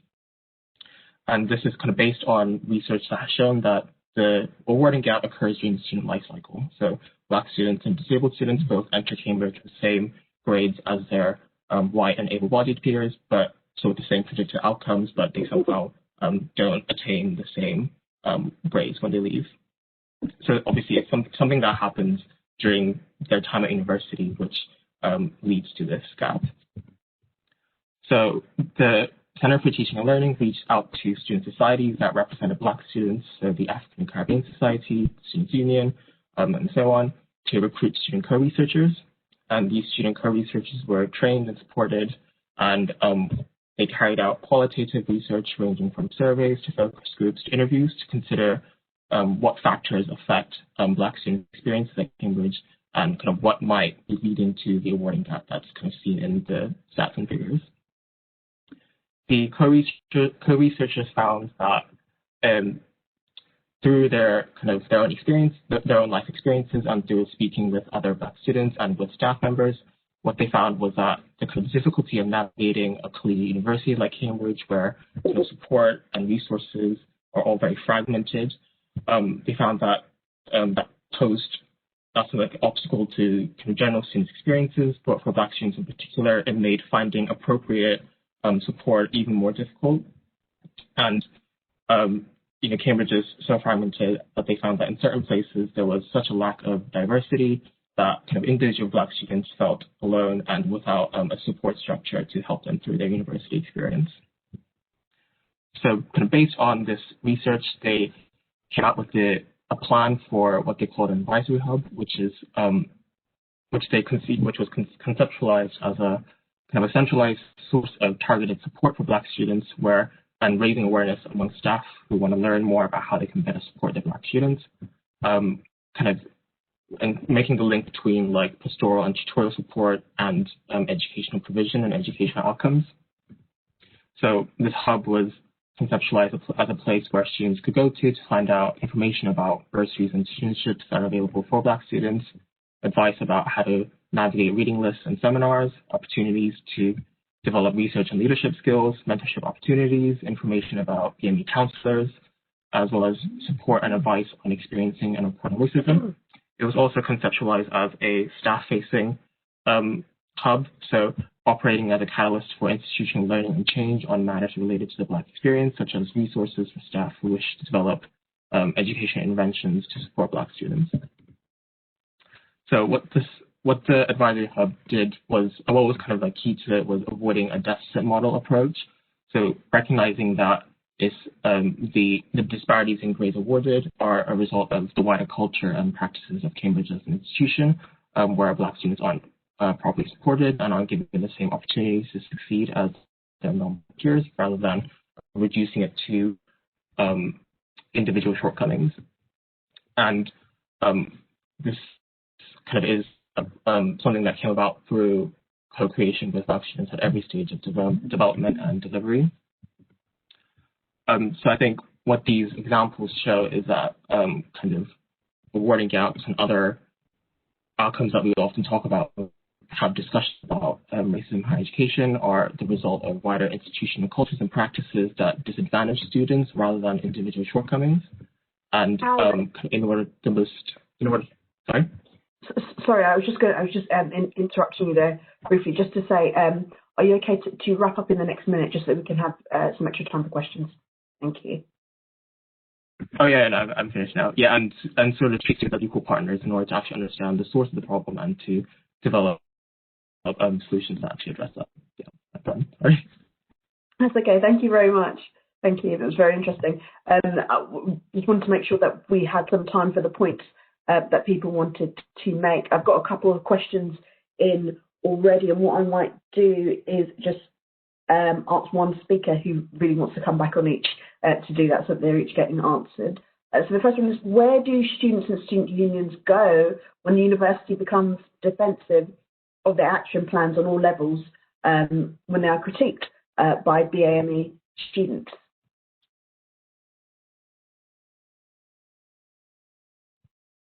Who would like to I'm happy answer to that? take that one. I would imagine that's symptomatic of students not being part of the decision-making in the development processes of the complaints procedures, and that's often where institutions go wrong. So it doesn't quite address the specific question which is asked, which is where do you go when the institution isn't listening, but actually we can avoid that problem in the first place if we recognise that we don't have all the answers, and that the students, specifically those with lived experience, need to be part of developing the new architecture to develop processes that we all have confidence in. Thank you very much. The next question we've got is race being instrumentalised by universities to gain a competitive advantage in what has become a theme for students in the current context of COVID and Brexit? It's a very interesting question.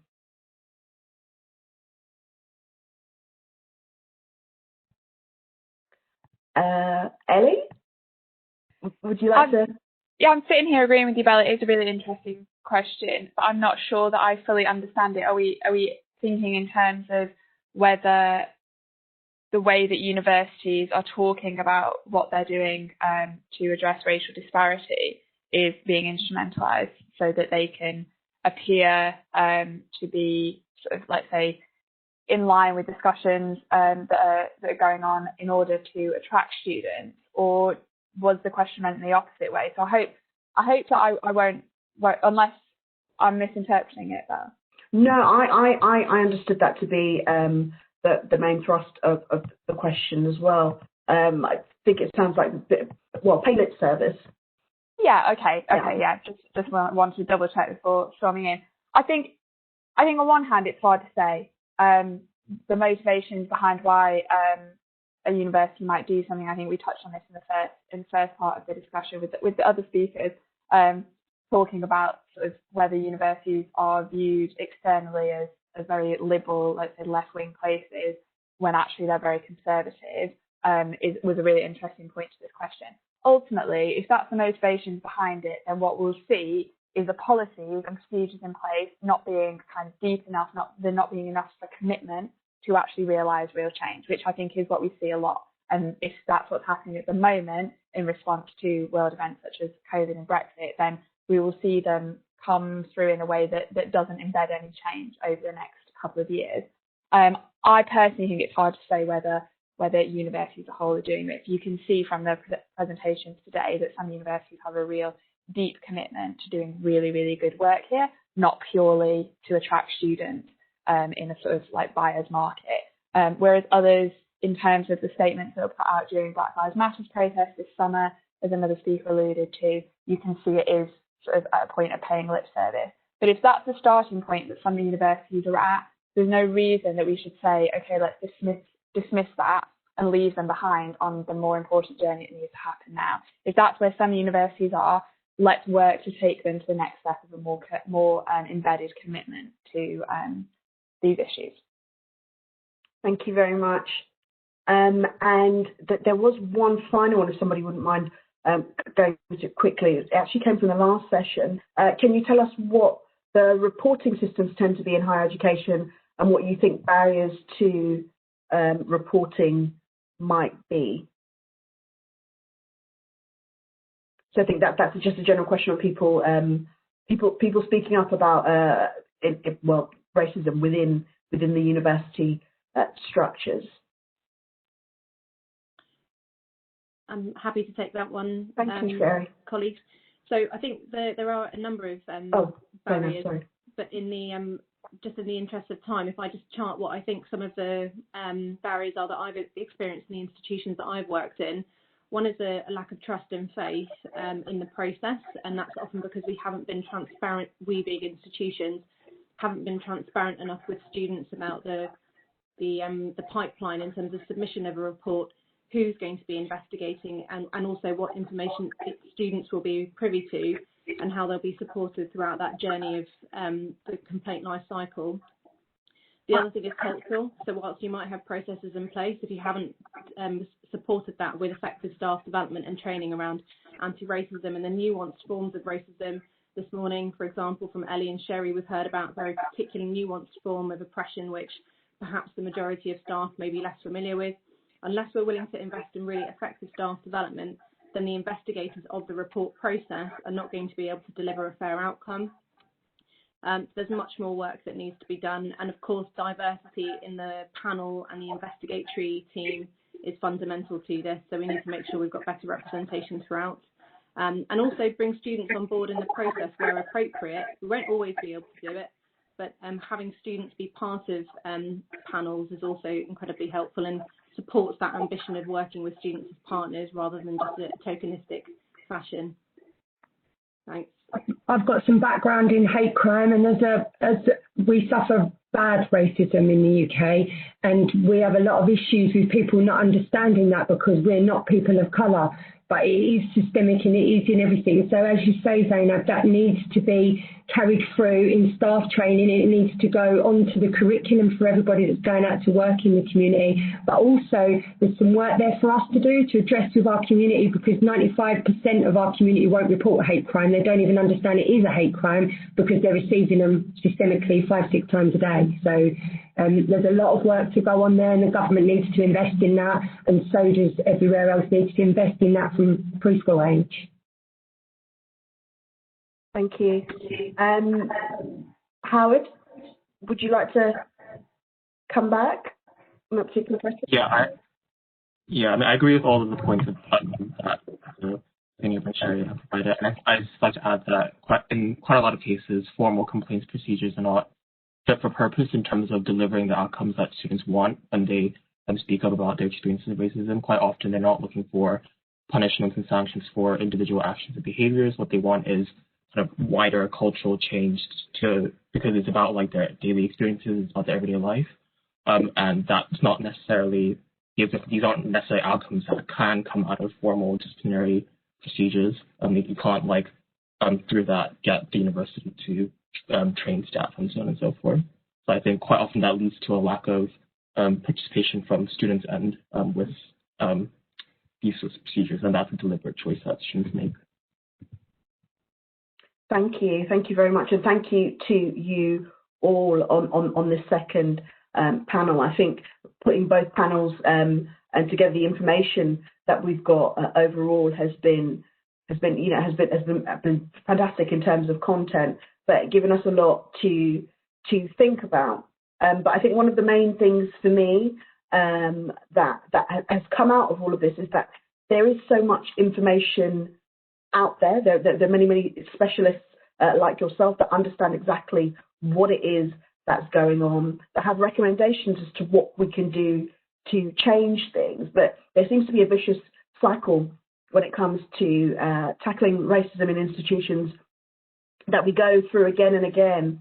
Oh, there's a problem. Let's get all of this information together. Let's come up with some recommendations, and then they're not put forward. It's very, very important, I think, not necessarily more so than any other type of institution, but there's something particular about seeing racism within our educational institutions, simply because racism is ignorance and education is meant to be the absence of such ignorance. So if our educational institutions that are the ones that are there to educate people are not tackling these issues throughout their structures, it makes it very, very difficult, I think, for the rest of society. So our educational institutions are a fantastic place to start, and I hope we've started a conversation here today that looks that heads and puts us in a good stead a bit more in terms of pushing forward the change.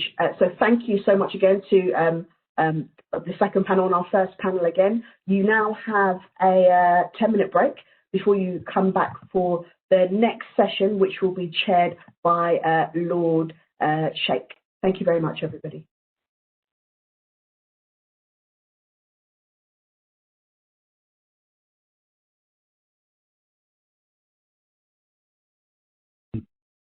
No.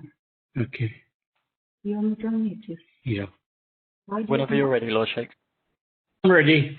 Yep, we can hear you. Can you start now, please? Yep, started. Please find up, presumably. Yep, when you're ready. Okay, we can start now. Ladies and gentlemen, good morning. I would like to thank Westminster Forum Projects for asking me to chair this session. I would like to welcome you all to this virtual event. I trust that you have seen the program for the session. We hope to finish at about 1 p.m. We do have excellent speakers who will be talking to us this morning. The subjects we are discussing today are of interest to me, and I hope that we do have interesting and productive discussions. I would like to begin by saying that in my previous life, I used to be an academic, and education is something which is very close to my heart. I used to be a lecturer at universities and college, and in fact, I did this for over 10 years. When I was president of my professional body, I was very much concerned about good training and helping our students with tuition in order to provide equal opportunities for all. In fact, my coat of arms as a member of the House of Lords reflects the importance of education. As a British parliamentarian, I have often spoken about issues relating to BAME communities in the House of Lords and at other places. I've recently been elected as co-chair of the all-party parliamentary group on hate crime, and I'm also a vice chair of the all-party parliamentary group on race and community in the British Parliament. I'm very much involved in combating racism and promoting harmony in our society. I think the diversity of the UK is one of our greatest strengths, but in some areas we are not being treated equally. Education is incredibly important, and we must do all we can to make sure that it is accessible to everyone in the country. Although the Office for National Statistics shows that the number of students from the BAME communities in higher education increased from 19.3% in 2011 to 22.6% in 2019. Ethnic minority groups tend to be underrepresented at higher ranking universities. A report by the Equality and Human Rights Commission last year showed that 24% of students from minority ethnic backgrounds have experienced physical abuse, name-calling, insults, being ignored, or exposed to racist material whilst at university. The report also found that half of the staff from minority ethnic backgrounds described incidents or such incidents being ignored or excluded. It is worrying that many of these incidents go unreported because of lack of confidence in reporting harassment or because complaint systems are not clear enough. Let us be clear on one thing. All incidents of racism and discriminations are totally unacceptable. Racist remarks and behaviors have a significant impact on human health, and 1 in 20 students from the report said that racial harassment caused them to leave their studies. We cannot tolerate this culture of harassment, and improvements need to be made across the board. One of the recommendations of the Equality and Human Rights Report was to improve confidence in dealing with racial issues in universities. For this, we need a more inclusive complaints procedure and one that can learn from its mistakes. I'm glad to see the University UK, which represents 140 universities across the country, are providing practical guidance on tackling racial harassment and creating a fairer admissions system. I think that collaborating on these issues is important, and it's right that proper improvements are being made. For example, last year, Cambridge University admitted its largest number of black students and has run multiple outreach campaigns and set up diversity funds. These are steps in the right direction, but there are still changes to be made. The Secretary of State for Education, Gavin Williamson, recently said that our current admissions system is letting down the brightest pupils from the most disadvantaged backgrounds. I'm pleased that the government is considering a post-qualification systems that will be based on real results and improve diversity. The right decisions are being made in government and university, and I hope that we can work together to make higher education more diverse. Education is so important, and everyone must be able to access and experience it fairly. Thank you. Now, I would ask the other speakers now to participate. We will begin with a talk by Alison Jones. Alison Jones is the Chief Executive Officer at the Advanced HE. Alison will speak on the subject of the Race Equality Charter, a framework for transforming culture. Alison will speak for about 15 minutes. Alison, would you like to start now, please? Thank you very much, Lord Sheikh. I'd be delighted to, and thank you very much for inviting me to come to talk to you today. I only have 15 minutes, so I will be swift, but hopefully not speak too swiftly. Just a minute on who are Advanced HE. Advanced HE, we're an educational charity and we're owned by the university higher education sector in the UK. And we are specialists in higher education, particularly focusing on equality, diversity, governance, leadership management and teaching and learning. We're also home to 2 charters. One, the Athena Swan Charter, which is about promoting and advancing gender equality. And the second is the Race Equality Charter, which is what I'm here to talk to you about today. Particularly because the Race Equality Charter is a real tool for cultural change. And I believe this is absolutely key to changing the racism that we see within higher education. We are only a small organisation, but we're incredibly well connected. We operate in over 110 countries. We have 360 members and growing, and each member is a university or a higher education institution. 20% of our membership is outside of the UK. We have 135,000 and growing teaching fellows, and again, they're in nearly 100 countries. And I think what we can bring to the agenda is the experience of many nations, many universities. We are a global community, and we can all learn from each other. And this is an agenda which is top of people's priorities, I would say, around the world. Why the Race Equality Charter? What brought us to develop this? Well, as I said, we had the Gender Equality Charter, Athena Swan, and people noticed that that was working.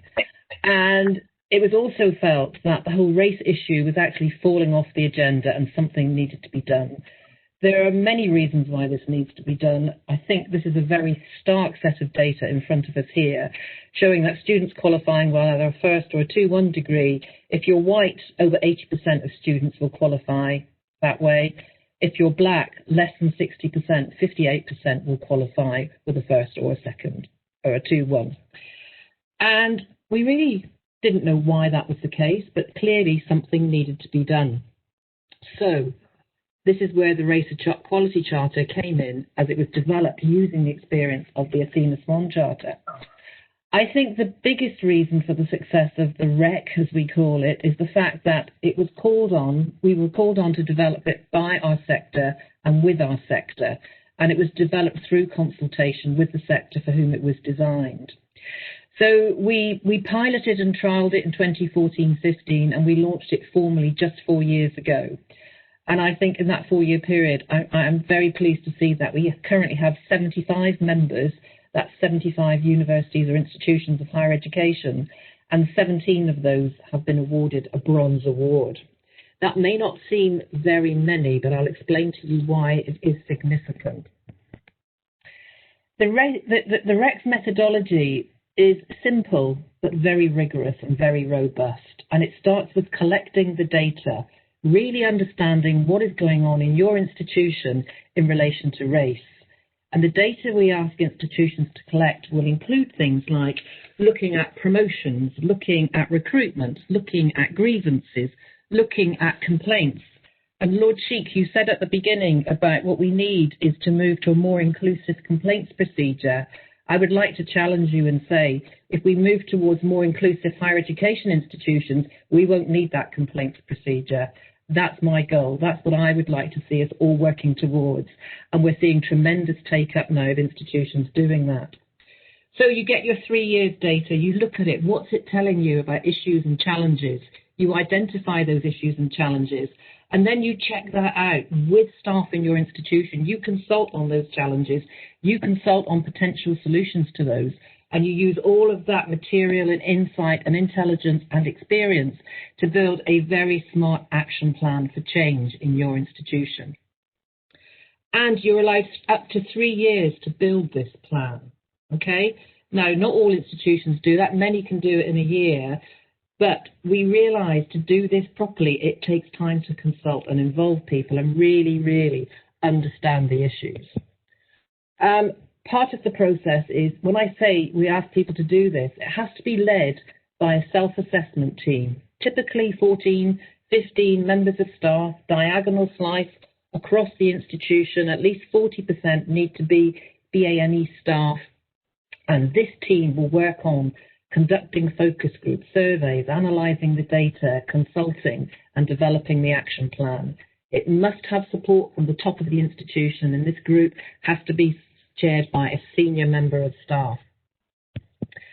So, perhaps more important than the process, although that is very important, is the set of underpinning principles for the REC.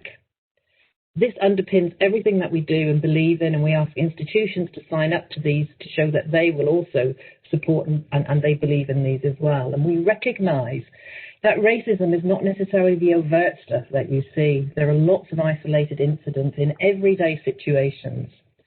And we also truly believe that higher education and people cannot achieve their full potential unless everybody can benefit equally from higher education.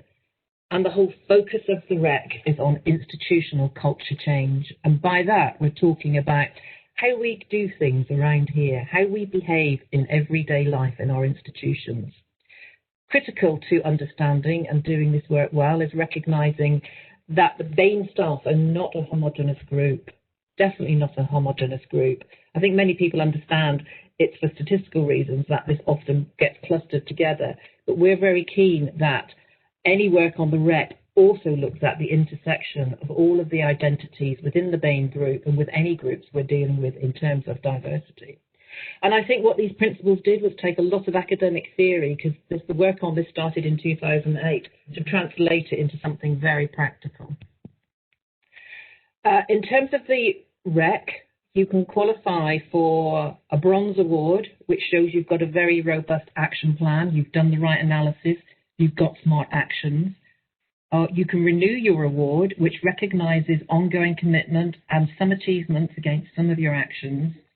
And then there is the silver award, where you can demonstrate that ongoing commitment, also that you're beginning to achieve real outcomes and real change in your institution. So I think what's most pleasing about this graph is if we look at 2015, in the pilot year, we had 30 institutions sign up to the pilot of the Race Equality Charter.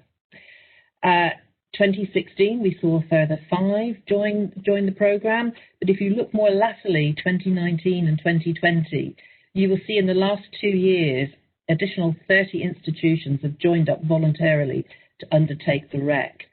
And if you look at the next, and I think that speaks a lot to institutions' understanding of the issues, their experience of doing Athena Swan and seeing that the charter process actually works, but recognising that race is really an issue that they need to pay attention to. Every day I hear more people signing up to the REC. And if we look at our next slide here, you can see the number of people who submitted an application and the success rate over time.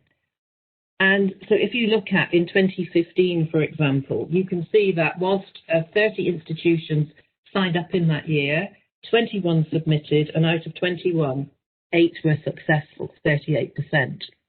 If you look at 2020, whilst so far 7 institutions have submitted their applications, we see a massive 71% increase in 71% success rate. And I think that's down to a lot of learning over that 5-year period, plus the support that Advance HE puts in with, for example, we run networks where staff can learn from each other. We share case studies. We run webinars, very much learning from each other, learning new understanding from all of the activity that takes place here. And I think it's right and proper that every submission, every application is not successful, because this is a journey, not a destination.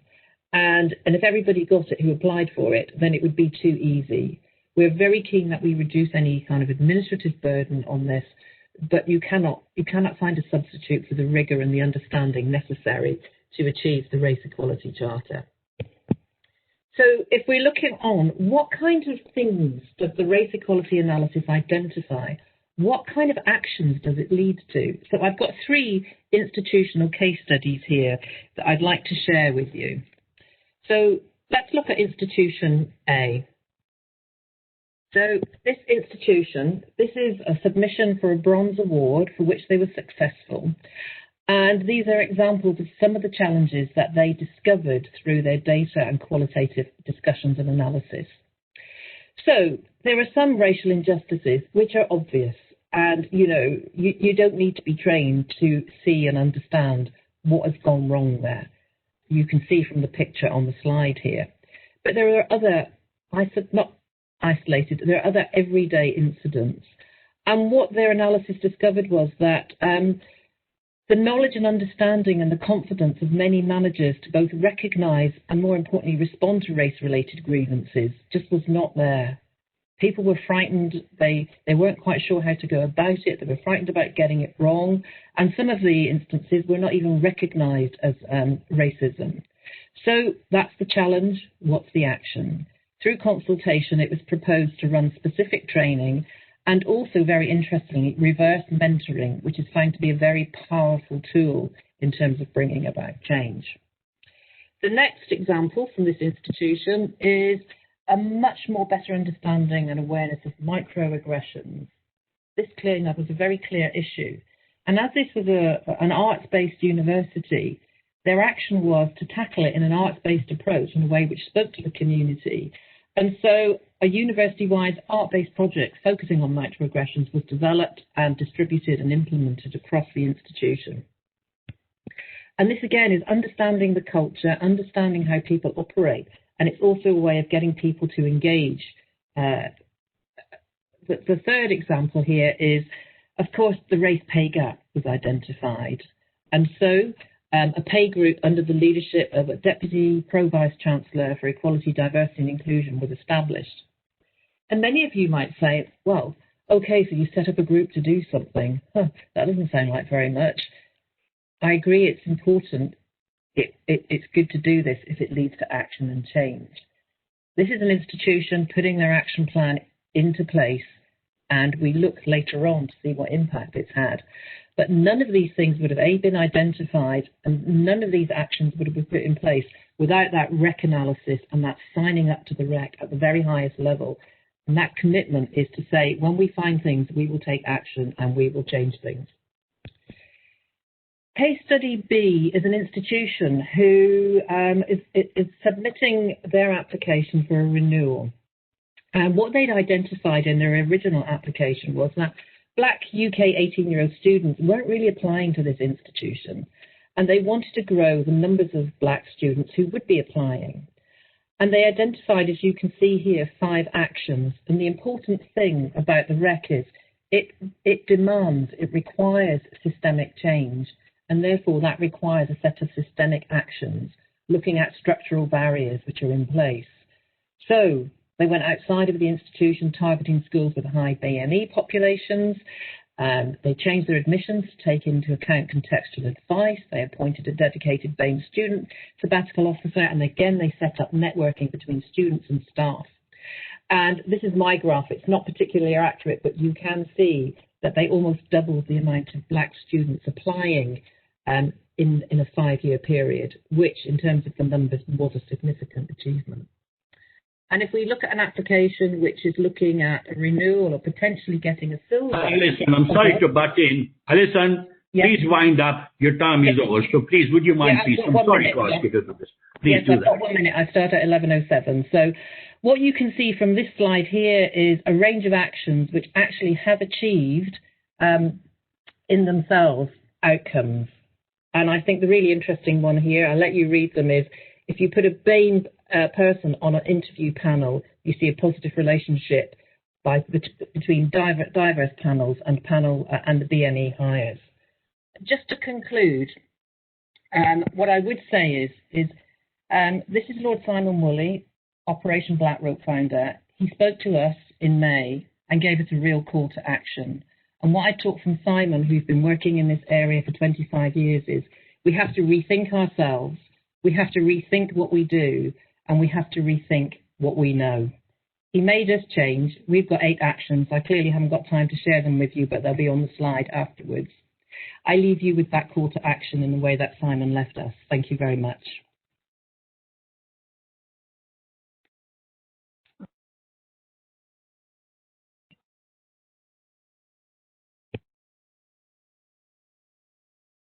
We're having some technical problems here. Yeah, thank you, Alison, for that excellent talk. I found your talk very informative. You made some comments, excellent comments in a very lucid fashion, and I'd like to commend you on the excellent work you do undertake. So, Alison, would you mind staying on and perhaps join the Q&A session later on? Now, we are now going to discuss initiatives for improving diversity, inclusion, equality, and campus culture, developing a whole university approach, widening participation, and supporting awareness. We have 4 speakers. They are Professor Tara Dean, Dr. Jason Ade, Max Kafula, Dr. Dom Jackson. We'll start with Professor Tara Dean. He is the Pro-Vice-Chancellor with responsibility for research and enterprise and University of Brighton. So we are with you, Professor Tara Dean. Thank you. Good morning, everyone. I hope you can hear me. I only have 5 minutes, so I wanted to share the experience of my university. And briefly, I have kind of divided this in 4 sections. Firstly is the institutional values. At Brighton, University of Brighton, where I am based, we have 4 core values, which are the lens through which we make all our decisions. And inclusivity is one of those core values. And when we come to the values, we try our best to live the values rather than just laminate the values in corridors. So for me, in terms of changing the campus culture, institutional values are a very important anchor. Next is, for me, is leading from the top. Our Vice Chancellor, Professor Deborah Humphreys, as a VC, she chairs University Executive Board and Academic Board, or Senate, as it's known in other universities. The only other committee that she chairs is the Equality, Diversity and Inclusion Committee. This is quite important, and when she joined University of Brighton, she said this is #1 agenda for her to address. Each of the executive members at university, including myself, champion different domains of EDI. So I'm the gender equality champion, but I also work with our race equality team and race equality champion. I think having that leadership and that commitment from the top is another way to make sure this is cascaded throughout the campus, and a commitment to change things. As a university, where we are one of those institutions who holds a bronze award for Race Charter. And we were not successful the first time round. And actually the feedback we received was extremely helpful. And we applied again because this matters to us. So does Athena Swan. So does being a Stonewall diversity champion, disability confident employer. What is important about Athena Swan and Race Equality Charter is it does allow you to look at your data. It's easy to say we are committed in words, but actually when you look at the data, when you actually lay down clear actions on how you are going to address the inequality, that makes it cascade throughout the organization. For both Athena Swan and Race Equality, we work as a community with the student representation as well as the staff. We have 12 schools within University of Brighton. 10 already have Athena Swan Awards, 2 silver, the rest bronze, and the final 2 have just submitted. So I am very much hoping that as a community, we can say, we are trying very proactively to address gender equality as well as race equality. Just like other universities, we have various networks as well which support staff, and we give them time and resources to do their activity.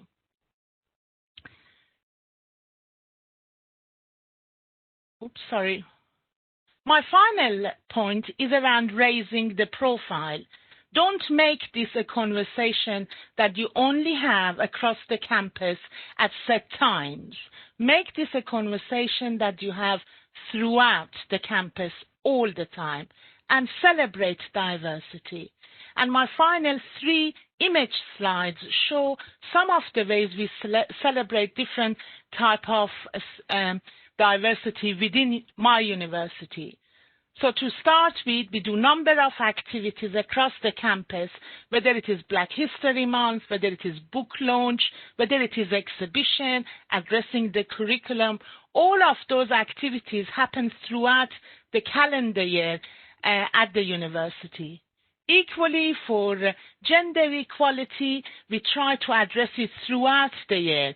We have various forums with our student bodies, with our staff, and we do try to make sure when we do offer or when we consider honorary awards, we consider in honorary awards the people who have made an impact nationally and internationally on the diversity agenda.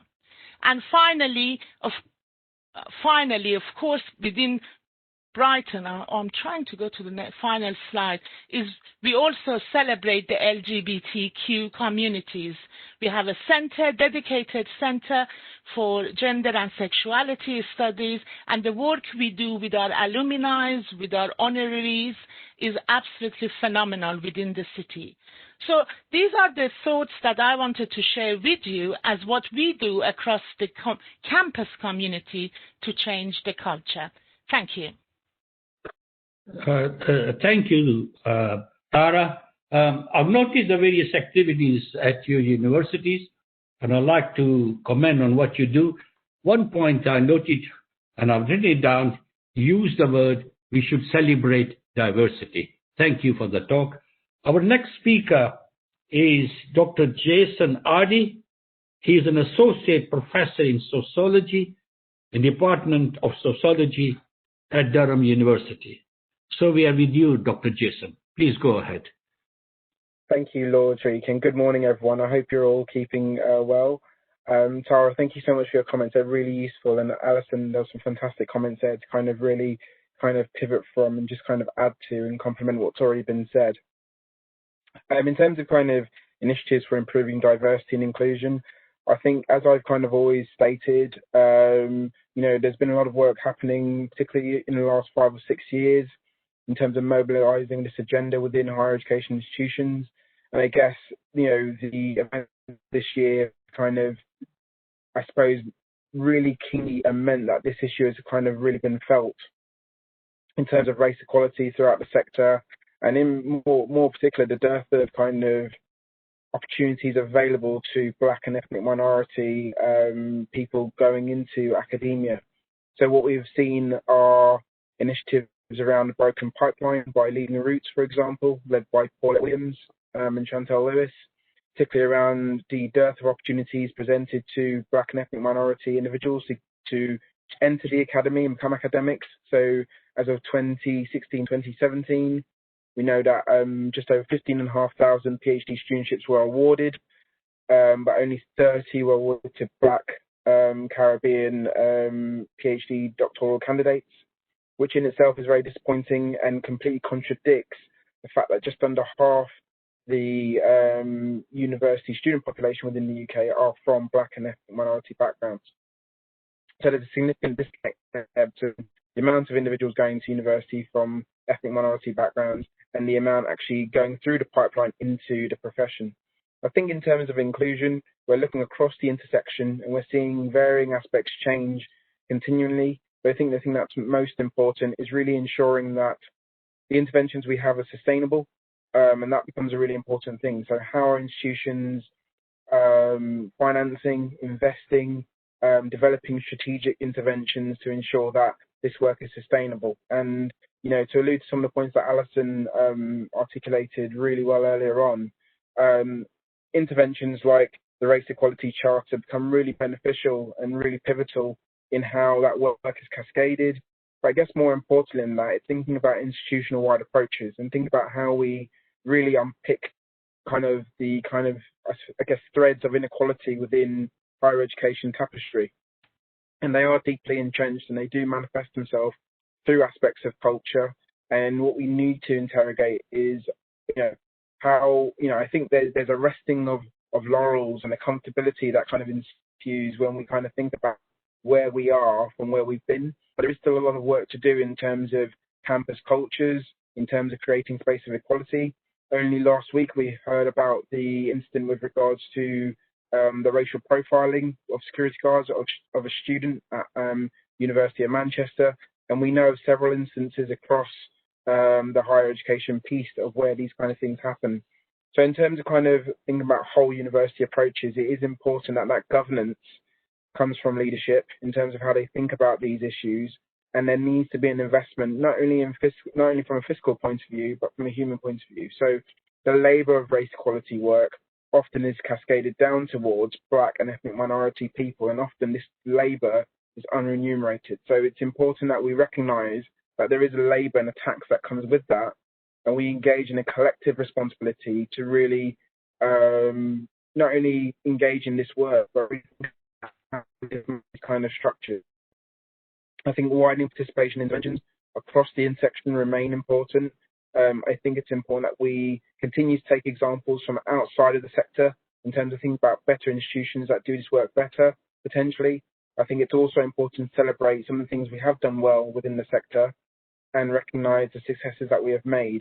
I still think there's a paucity of Black and ethnic minority academics throughout the sector, and we need to think about how we open that space to ensure that not only are we ensuring that the sector in itself is inclusive of Black and ethnic minority academics, but that we are providing really penetrative interventions in terms of how we support those academics to have an upward career trajectory and not only kind of, I guess, survive within the academy, which has always been the plight of Black and ethnic minority academics within the academy and students, but to thrive and to really kind of progress throughout the academy. I'm really interested to hear of the different kind of contexts that people have in terms of this context, and always willing to engage in different initiatives and perspectives. But I think it's so important that we don't rest on our laurels and we really mobilise and continue to engage in this work in a really productive and inclusive way that really recognises the agency of this work as something that benefits all people and not just people of colour. And if we recognise the idea that universities are a microcosm of society, then we need to engage in approaches that are really reflective of a multicultural and multi-ethnic Britain. So thank you very much for your time today. And again, it's a privilege to be part of this panel. So thank you so much. Thank you, Jason, for that talk. You spoke from the heart. 2 points I'll pick up. Particularly, you said that the change must come from leadership, and we must encourage BME communities to be joining universities and also to be academics. Important thing is not only encourage them to come into university, but also make sure that they're retained and they're looked after properly. Thank you, Jason, for that talk. Our next speaker is Max Kapula. Max, is Max here? Max here? Yes, I'm here. I can't see you, Max. Sorry, Max is the BAME Students Officer at Lancaster University Students Union. So, Max, please start your talk. Thank you. Just making sure, do I have control of my PowerPoint or? I don't know. It's an answer which Alison. Yeah, you'll be able to control your slides. Let me know if you get stuck.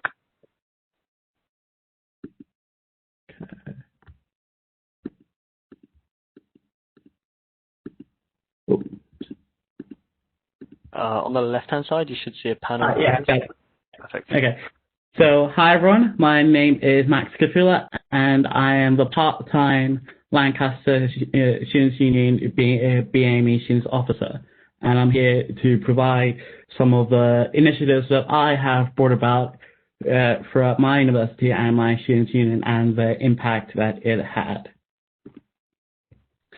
So, yeah, so introduction. So pretty much, so as you know, I'm introduced myself, but I would like to say that when we are talking about issues like this is a systematic issue. When we're dealing with racism, is a systemic issue that does not only affect students, but also affect staff, but also that leads to mental health effects, participation within the campus, and with an engagement with the community and within the university itself.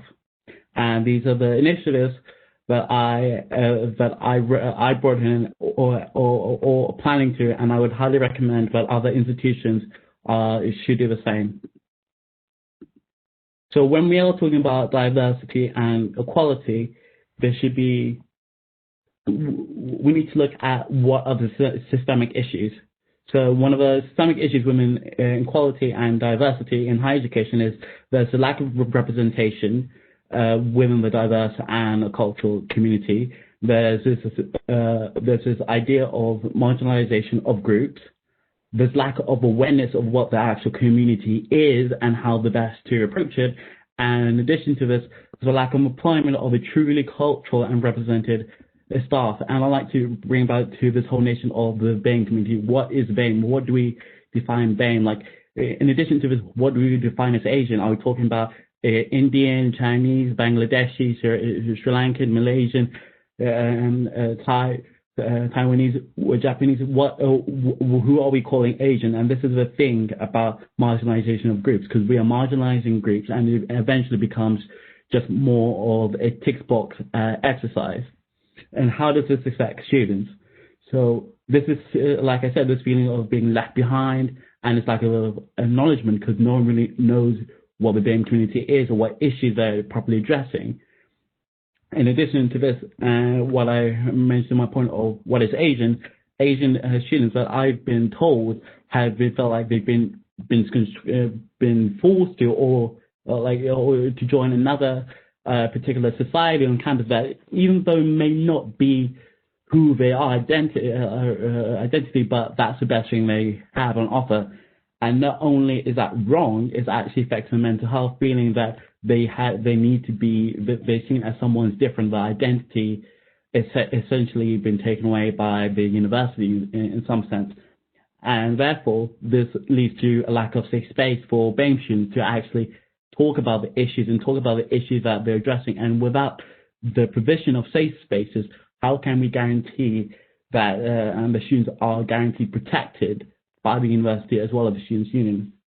And therefore, there's lack of support for BAME students and staff, and in dealing with issues such as racism or hate crime, who can confidently go to, or even just for ask for advice if there is not a truly representative body or staff network within the University of the Students' Union who can actually understand what they're actually going through. And this leads to my analogy of the BAME, of the BAME community. We are in the same storm, but different boats. What this means is we are in the same storm of discrimination. So collectively, we all suffer discrimination. But however, we are in different boats in terms of the different types of discrimination we face. Such as Muslim students are more likely to be discriminated in terms of Islamophobia, Hindu students, Hinduphobia, Jewish students, Islamophobia, Black students, just racism. So the university normally and historically has compiled this one big blanket policy that tends to benefit a certain ethnic group, while leaving, while forgetting and leaving behind other ethnic minority groups. And this is the thing, when you're dealing with different boats, essentially, you need to make sure that you've got the right equipment or right policy to make sure that every boat can be saved, like in the storm. So, and these are the possible initiatives that I have brought in and as well will recommend to other universities and institutions. Increase investment within employment applications throughout the whole sector, from mental health counselors to lecturers. Improve awareness of the different ethnic groups and cultures throughout the university and students' unions. Better communication with the community and establishing a new forum federation. Bringing all faith, cultural and community side forums to form a stronger unity and establishing a direct line with the students' union. And reduction of the use of the term BAME and opting for a more inclusion of frames such as ethnic minority. And the impact that this had showed a much more inclusive and diverse employment that will make students feel much more represented and give much more assurance that the issues and needs are taken seriously. A sense of belonging within the student community as they are much more visible and therefore will lead to a better engagement with the community, and they have kept their sense of identity and not being confined to an umbrella term that reduces individuality amongst the community, and improvement within mental health for students.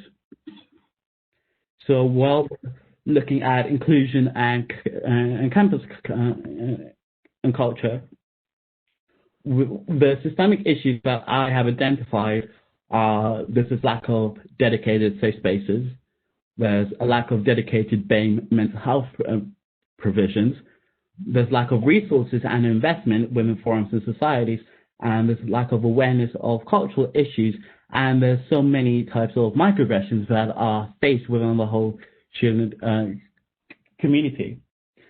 And when I'm talking about lack of dedicated mental health provisions, in a report study by last year, 67 universities in the UK. Max, I'm sorry to interrupt. Max, can you wrap up, please? Your time is over. Would you mind, please? Sorry to ask you this. Yeah, so basically, just so in conclusion, what my point is, we need to actually have better communications with the BAME community and actually find out what initiatives they think that they need. Thank you. Thank you, Max. You talked about systematic issues, recommended solution. I was quite pleased for you when you said we are in the same storm, different boats, and each boat needs proper equipment to weather the storm. Thank you for that interesting talk, Max. Our next speaker is Dr. Dom Jackson Cole. Dr. Dom is Equality, Diversity, and Inclusion Trainer at SOS. So, Dom, we are with you. Please start your talk.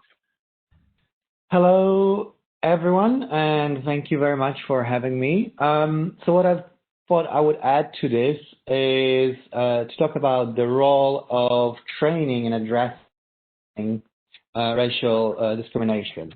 So what I do normally is I train people talking about race and racism. My expertise is in racism in higher education. So there's been a lot of talk about the unconscious bias training, and it's been seen as a kind of a silver bullet for everything.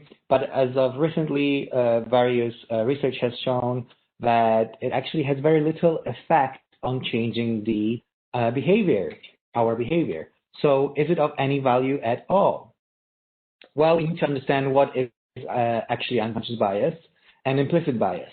And unconscious bias can be really understood as your kind of knee-jerk reactions, whereas implicit bias are the biases, such as structural biases like structural racism in the society that feed these unconscious biases. And this is the example that I give here. Very often, you see a black person walking into a lift, a black man walking into a lift, and a white woman clutches her purse. That is her instant knee-jerk reaction. That's the unconscious bias, something that she had no idea that she would react. She just did it. But why did she do it? Because the society has told us that somehow black men are violent, crooks, and so on, even though he doesn't look at all like a crook, right? So that's the difference between unconscious bias and implicit bias. Implicit bias, the biases in the society, is really what drives it. So there is a slight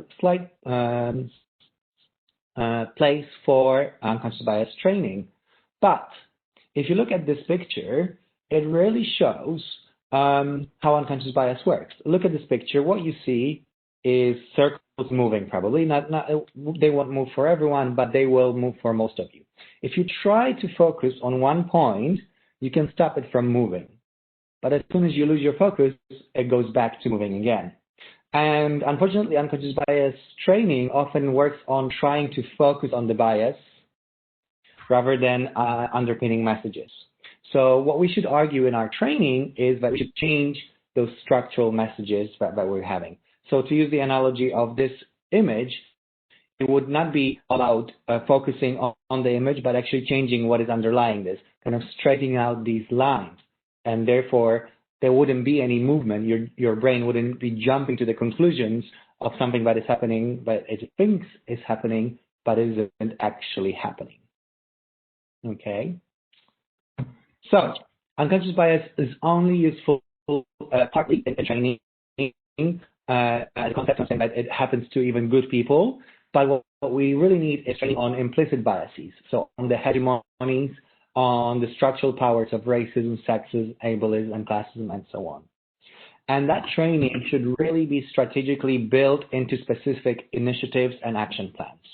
All too often, I see training being done for training's sake. And apart from working at SOAS, I do a lot of work with other universities around the country, and they just come in, ask for some training, but the training doesn't have any effect because it's not thought of as a part of a bigger plan.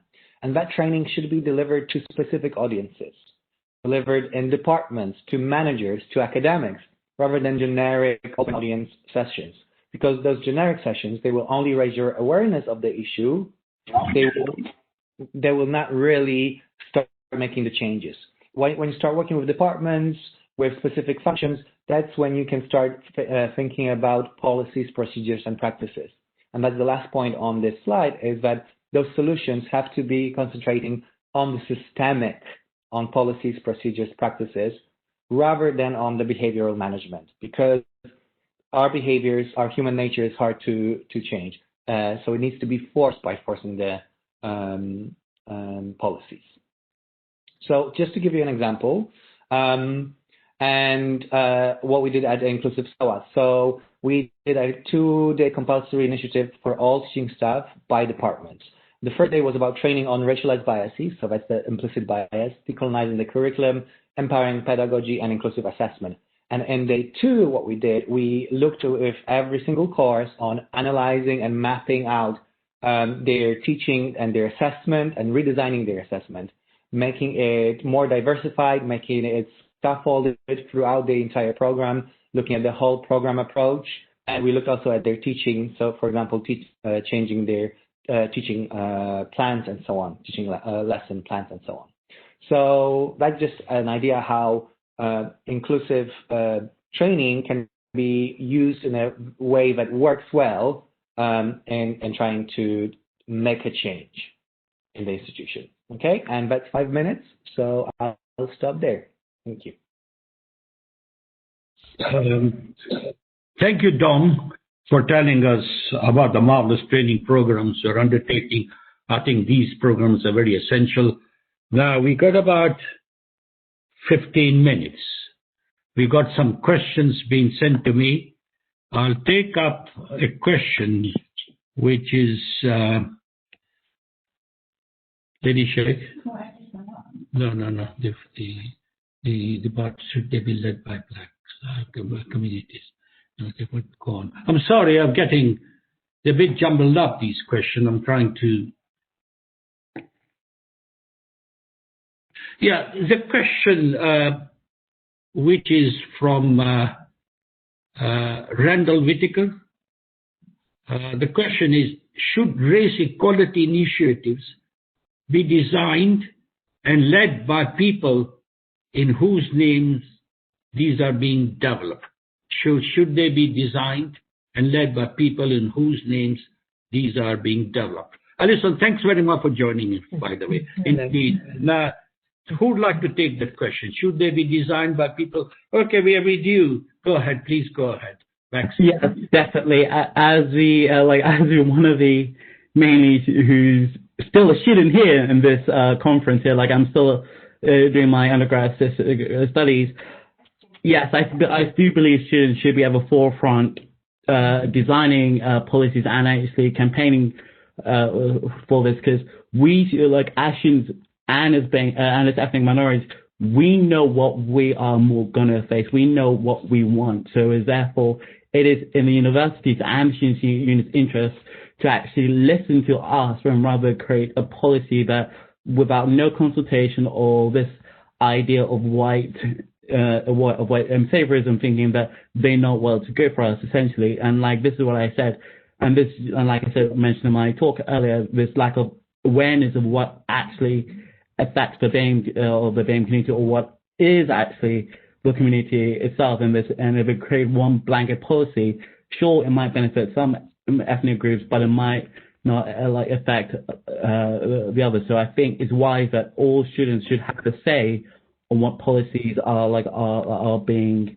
discussed and how is the best way to implement it. Thanks very much, Max, for this contribution. Alison, did you want to say something? Please go ahead. I wouldn't mind if I might, Lord Sheikh, and I completely agree with Max. I think it's really, really important. And the advice that we give on the REC is for the self-assessment team, in particular, for there to be a minimum of 40% BAME. And I take your point, Max. I don't like that term either. I like yours. So ethnic minority staff should be 40% as a minimum. We recognise that the general population is, in the 2011 census, was 13%. That figure will have gone up. So even if that's doubled, 40% would be double. But I also would like to make the point as well of the importance of white allyship. And it was the point that Lord Woolley made when he spoke at our governance conference 10 days ago. And I would hope to see that as a really powerful combination. Every leader needs to step up to the mark here. And at Advanced HE, we have a view that leaders are at every level of a university. And particularly, we need to look to our student leaders to inform this. So that's the kind of guidance that we give in terms of trying to take this agenda forward. Good. Thanks so much, Alison. Jason, did you want to? I think it's an important point, actually. I'd like every one of you to contribute very quickly. We are with you, Jason. Do you want to say something to what the points have been raised?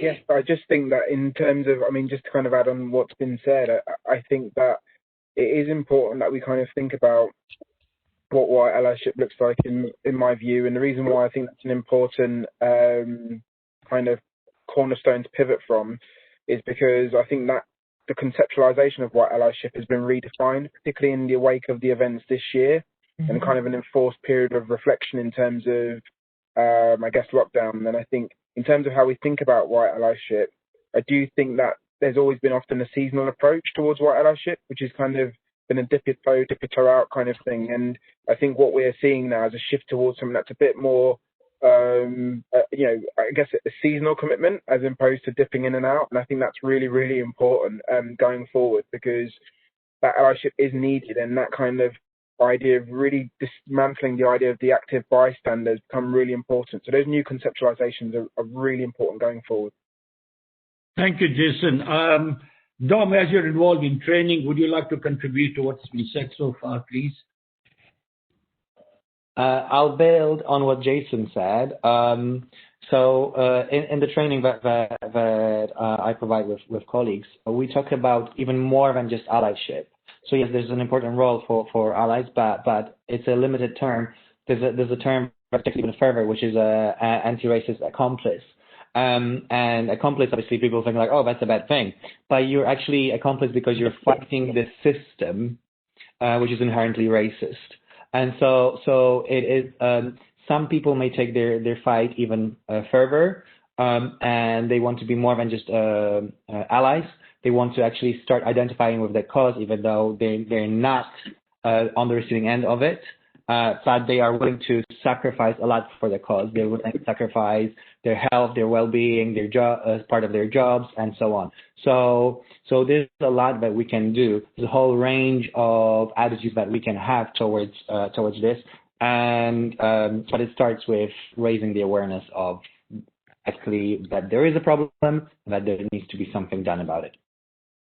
Thank you. Thank you, Dom, for your contribution. There's a question from Laura Hayes. It says, question for Alison or anyone. So, Alison, you have been mentioned, so I'll ask you to perhaps comment initially. The question is, we sometimes tend to interchange the terms race and ethnicity, but do not always differentiate. Are these equally integrated into conversation and goals of tackling discrimination? So the term race and ethnicity, yeah, do we differentiate between them, and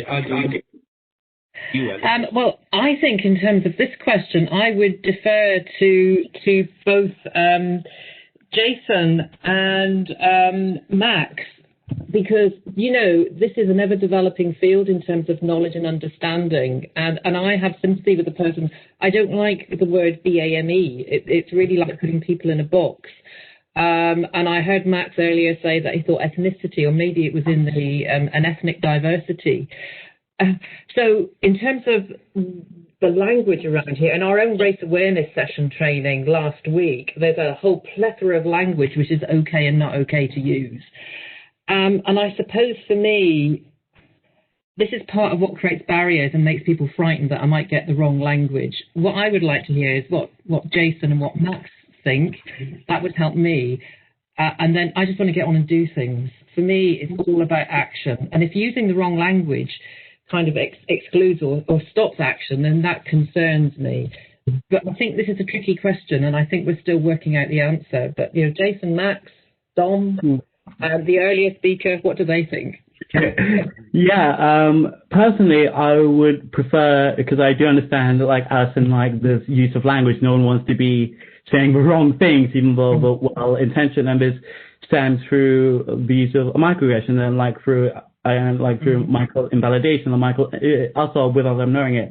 But preferably, when I use the term ethnic minority essence, I'm using as a group. But specifically, if I want to specifically address an issue, I would like to specifically say, because this isn't a major example, there was a massive anti-Semitism problem affecting Jewish students in Lancaster University, and therefore myself and working with the local Jewish campaign group, we implemented the IHRA definition of anti-Semitism throughout the university, such as there's an issue facing black students in terms of black awarding gap, and therefore we need to address that. And therefore these languages are much easier because it actually gets people to not only to highlight the issue that's affecting minority students, but also making it easy to actually spot the difference and actually figure out what can I do. Like, okay, so I know this is affecting black students. Which black student leaders can I go to work throughout this issue?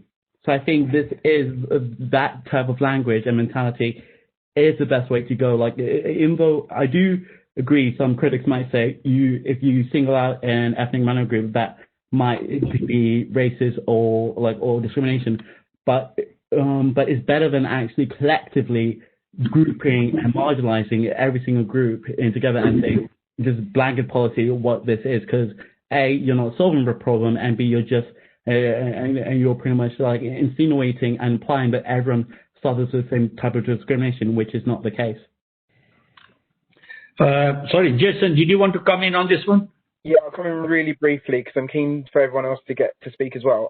Just to say that I think the homogenizing of groups is what's problematic, and I think it is important to recognise that different ethnic minority groups, so British, South Asians, specifically Indian, Pakistani and Bangladeshi, and black, the difference between black African and black Caribbean, those differences are experienced differently, including traveller and Romani groups as well. So I think recognising that and the homogenizing of that is problematic. So I think kind of seeing them as distinct categories is useful for the purpose of really valuing and kind of illuminating those individualized experiences in terms of ethnicity.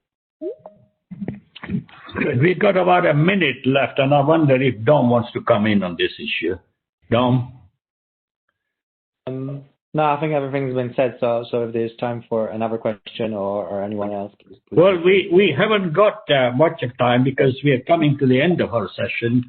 It's 12:04, because if I take another question, we'll be going over our period. So I think I'd like to thank you all for your contributions. I've certainly learned by listening to you people, undoubtedly. I am a businessman and politician, and used to be, I used to be in my younger days, be an academic, but it's lovely to hear from you because I need to be informed of what's going on the ground. I need to know but I think firstly, we need to identify the problems and find solutions, undoubtedly. Finally, if there's a problem, there's a solution.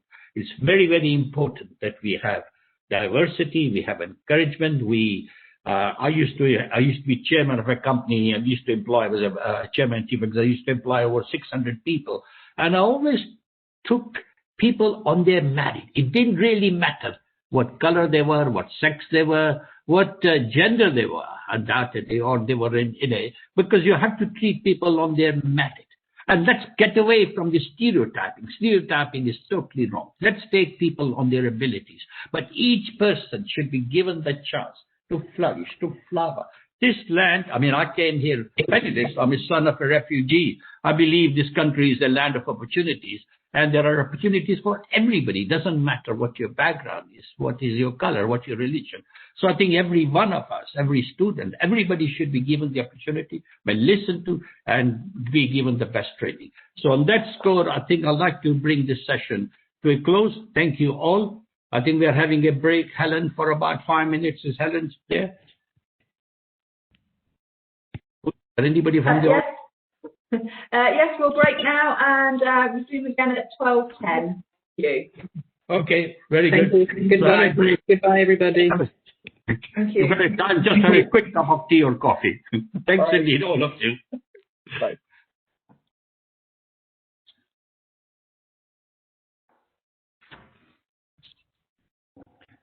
Hi there. It's 10 past 12, so ready to start. Can we start, please?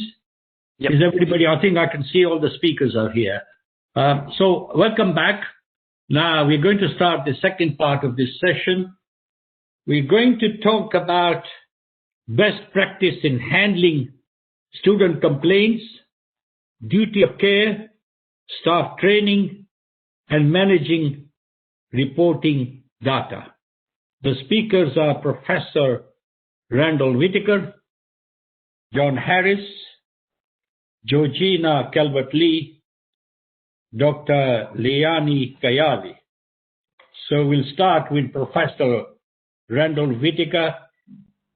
Professor Randall Whitaker is Pro Vice Chancellor Academic at Leeds Arts University.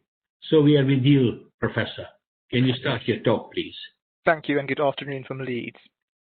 The lack of representation and lived experience at university senior leadership level is lamentable. Non-Indigenous staff and students are still dehumanized and demonized because of their backgrounds. The seemingly unwillingness and lack of collective accountability to address this lack of representation provides the perfect environment for toxic racism to thrive. We thus find ourselves overwhelmingly still in a situation where white privileged people are advising white privileged people on strategy, policy, and procedure that impacts those who experience racial injustice. A few months on from the murder of George Floyd and the Black Lives Matter protests, it feels like the momentum, promises, and commitments to make meaningful changes to improve racial injustice have all been lost once again.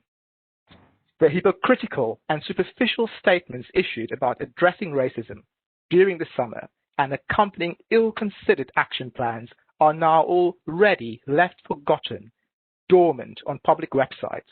Why have actions if you are not going to measure them? This approach is tokenistic and meaningless.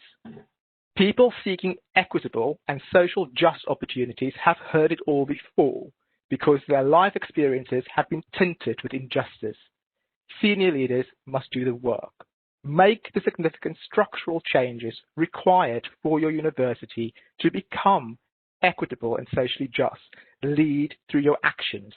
Equitable and social justice is not policy alone. It is a set of values and principles against which to measure all work. A commitment to execute visible changes addressing equality is no longer good enough. You must be accountable for it. Actions for tackling injustice is neither fad or fashion. It is problematic that for many, allyship is demonstrated, for example, by turning a social media account black during 1 month of the year, or through yet another report on racism with recommendations on becoming anti-racist, well-meaning, I'm sure, action devised to raise awareness of injustice increasingly becoming vessels to promote privilege. Actions like these make those who suffer at the hands of injustice furious, but also overwhelmed and powerless. If your response to addressing creating equitable experience in your university is yet more mandatory training, please stop and rethink. Acknowledge the limitations of training programs. These have not made your university anti-racist. Make the significant structural changes required. Not making these structural changes preserves the status quo. The injustice remains. The racism remains. Being aware of injustice does not fix it. I will also briefly talk about language and specifically the acronym BAME. Homogenizing BAME is not only lazy but also problematic. Who exactly are you talking about when you use it? BAME has no nuance, and because of the way it is being used to shape and inform policy, impacts the lives of people negatively. Asian is not the same as South Asian or Black. BAME is being used to mask inaction. As a senior leader, you must take responsibility for challenging and checking language, and crucially, disaggregate your data. Stop using BAME. Say Black when you mean Black. I also want a reflection on the UK report, which started the proceedings really earlier on today. Firstly, a gentle reminder that Universities UK do not represent all UK universities. Injustice has been deeply embedded in society and our institutions. There was already a lack of appetite to make meaningful progress towards achieving improved social justice before this report.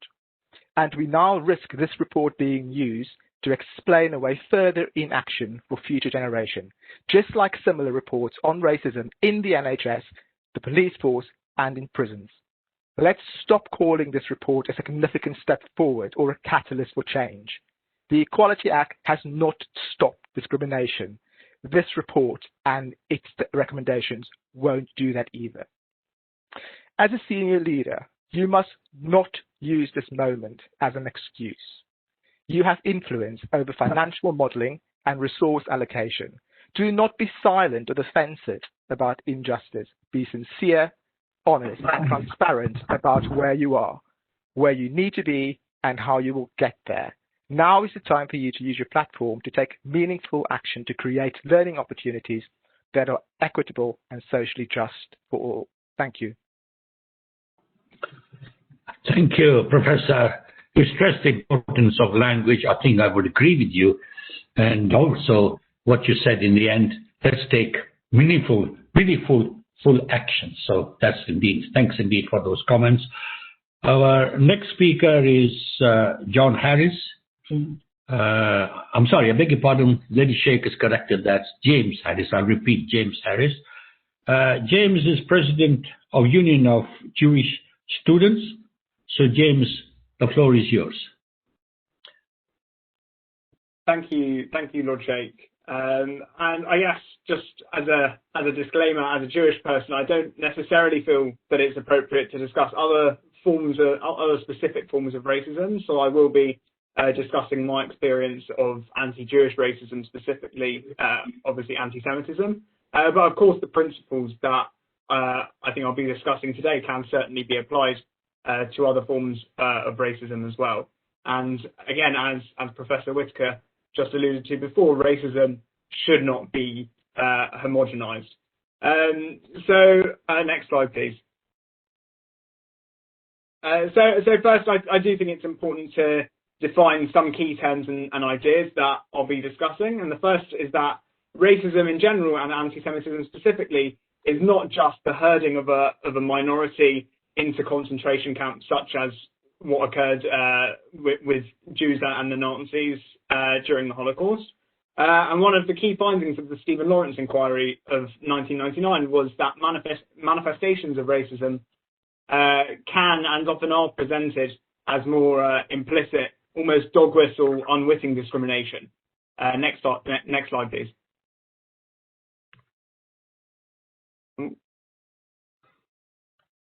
Sorry, could we have the next slide, please? Oh, thank you, brilliant. So I guess the second principle that does need to be appreciated in this discussion is that in order to define what racism is, in order to say what is racism, we need to have a clear definition for that. And so for anti-Semitism, I will be using the IHRA definition, the International Remembrance definition of anti-Semitism included here.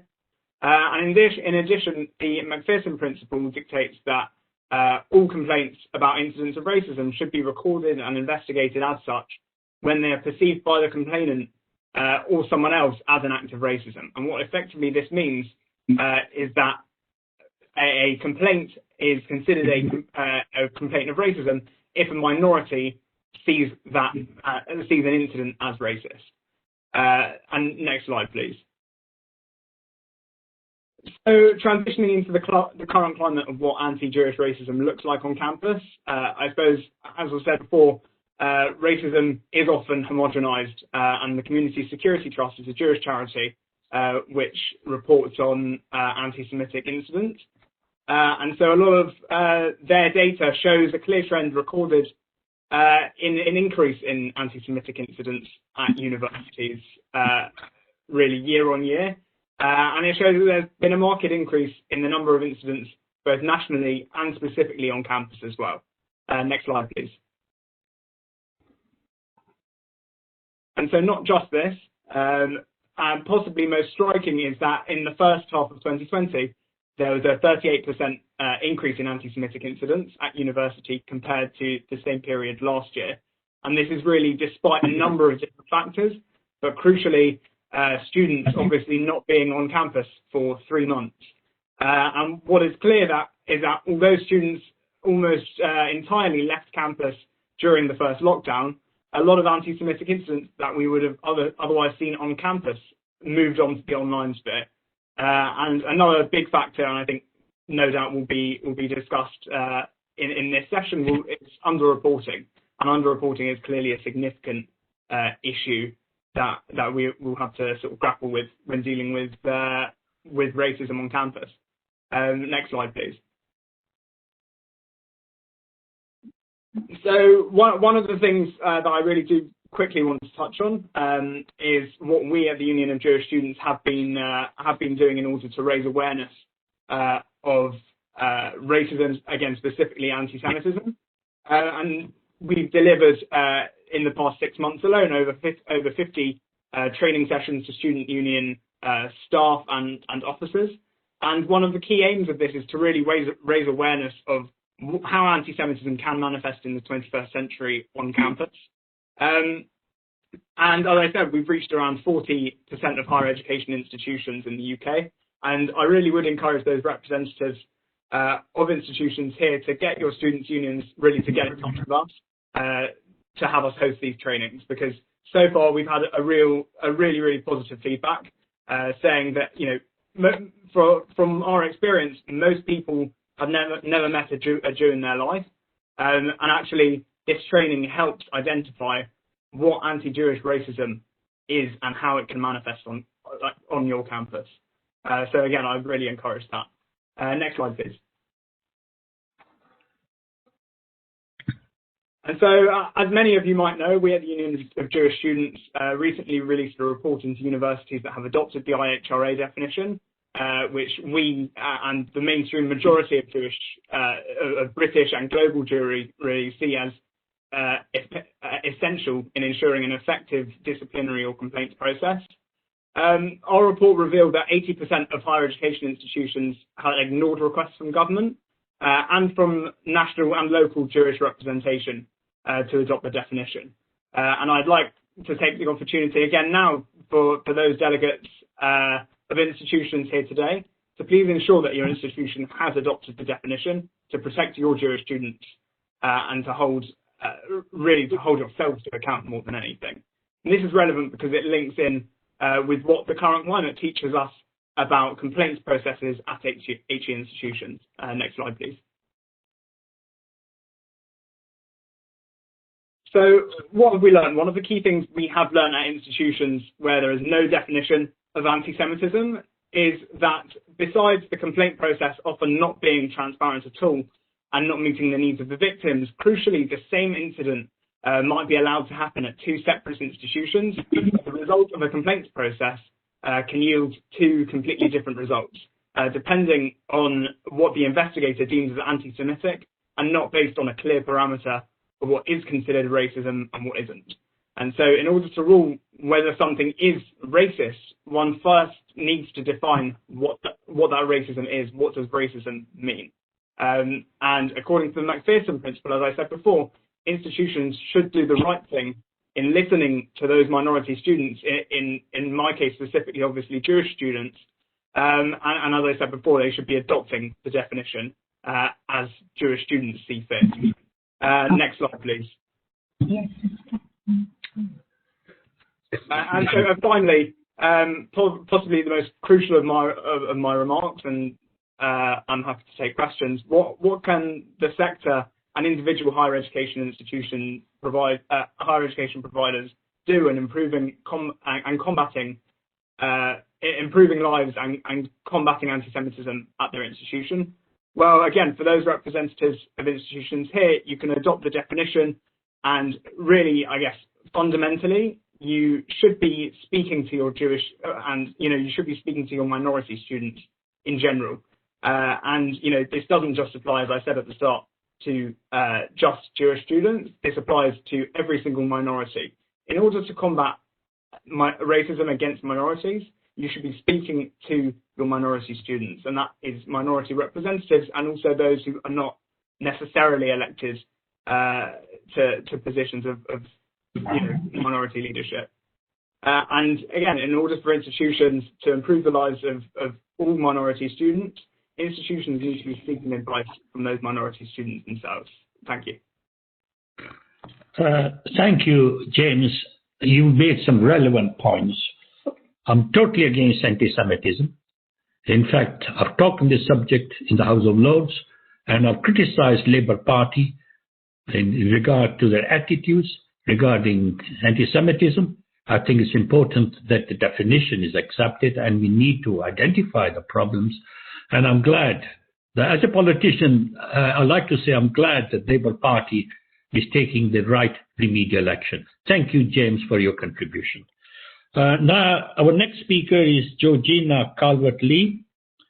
Georgina is Head of UK Practice and Senior Counsel at McAllister Oliveris. So, Georgina, we are with you now. Please start your talk, please. Really, I feel privileged to be here and participating in this conference, which raises obviously really important issues. I'm, as Lord Sheikh said, I'm a lawyer, I'm a barrister actually working with the law firm McAllister Oliveris, and we work in the US and the UK on issues relating to equality, trying to tackle discrimination and harassment. And we do have a lot of clients and bring cases against entities within the university sector. So we advise universities, but also students and academics. Now let me see if I can move on what I'd like to do today is touch on the legal issues that arise in relation to discrimination, and I'm picking up on a couple of thoughts which James mentioned earlier, also about the complaints process, and David Isaac mentioned at the beginning about the actual obligations on universities, because there is a bit of a carrot and stick approach that one can take. So for a lot of the morning, we've been talking about changing the culture from within, and that creates a solution, a holistic solution. So I'm all in favour of that. But sometimes it can be quite effective to use the stick approach, and when the carrot doesn't work, just make it very clear what the legal obligations are on universities. Before I go into the legal issues, which there's only time to touch on briefly, I'll just say that to give you a snapshot of what I see from the legal coalface. And that is that in the last year, our phones have been ringing off the hook with complaints and inquiries about discrimination, people feeling that they have been harassed or discriminated against. And as James pointed out, it is what the person, the survivor, the victim, the target of abuse feels that it is. It is quite relevant, even legally, to the definition of harassment. And people have been calling us a lot about racial harassment at universities. And this is across the board, actually, from students denied access to the university by a belligerent porter or gatekeeper, while white visitors are sort of cordially received and allowed in, to senior academics with paradigm-shifting research and stellar peer references denied the promotion that their white counterparts are getting, and that's even when they have scored higher on the objective promotional metrics that apply to the promotion. Now, to move on briefly through the next slide, because this I don't really need to beat this drum again. My anecdotal experience that there is a lot of racism at universities is, of course, borne out by the underrepresentation statistics that we see here, and other people today are living this experience, so I don't really need to call on the stats, but we see that for black academic staff, for instance, they are underestimated probably by about 2,000 if you look at the sort of representation you would expect if it accords with representation across the whole population. And of that small percentage, 2% of academic staff that identify as black, only about 0.7 are in the higher 140 professors. So so it's not surprising really that black people will feel unwelcome in academia. Moving on then to what legal options there are. Well, there are a lot of different ones. There is the public sector equality duty, which has the benchmark for what universities should be striving for. They should not have policies in place which do not promote equalities across different demographic groups. And that applies to race differences and gender differences and disabilities and any of the protected characteristics. And race includes nationality and ethnic minority. So as a legal definition, all of those, however you can slice and dice a population, that could be potentially subject to a race discrimination claim. The Equality Act is the clearest place where you that has relevance to these issues because it covers discrimination, harassment and victimization, which is retaliation after you've brought a complaint. But sometimes the Equality Act has very short time limits for bringing a claim. Sometimes you fall outside of that. And if that's the case, then the Protection from Harassment Act can also provide you a cause of action to seek some sort of redress if you've been harassed more than once. And at common law, there are various different duties of care which apply to universities in relation to both their student experience and their staff experience. They have a duty of care to protect their students and staff from reasonably foreseeable risks of harm. And then students and staff members have contracts with their universities, and those give rise to different duties too. But it's quite true that not every person who has been subjected to discrimination, in fact most, do not want to run into the courtroom first of all. They want to get it resolved within their institution. They want to, for their own sake, so that they can get on with their lives, but also often because they care about their university. They often love it. They want it to be the best university out there, and they want the culture to be great. And so in that circumstance, they will make an internal complaint. And just as James said, they often feel let down. I mean, sometimes there's not sufficient signposting to allow them to make a complaint. That's getting a bit better. But what I often see is that, especially when there is a complaint that is serious and credible, it is funneled through very quickly to the disciplinary process. And while that may seem superficially good because it shows the university is taking it seriously, it's not great for the person who's brought a complaint, because the effect of the disciplinary process is that it is the university bringing a charge against someone who has been accused of doing something wrong. And the person who made the complaint is nowhere to be seen in that process. They're not a party to it.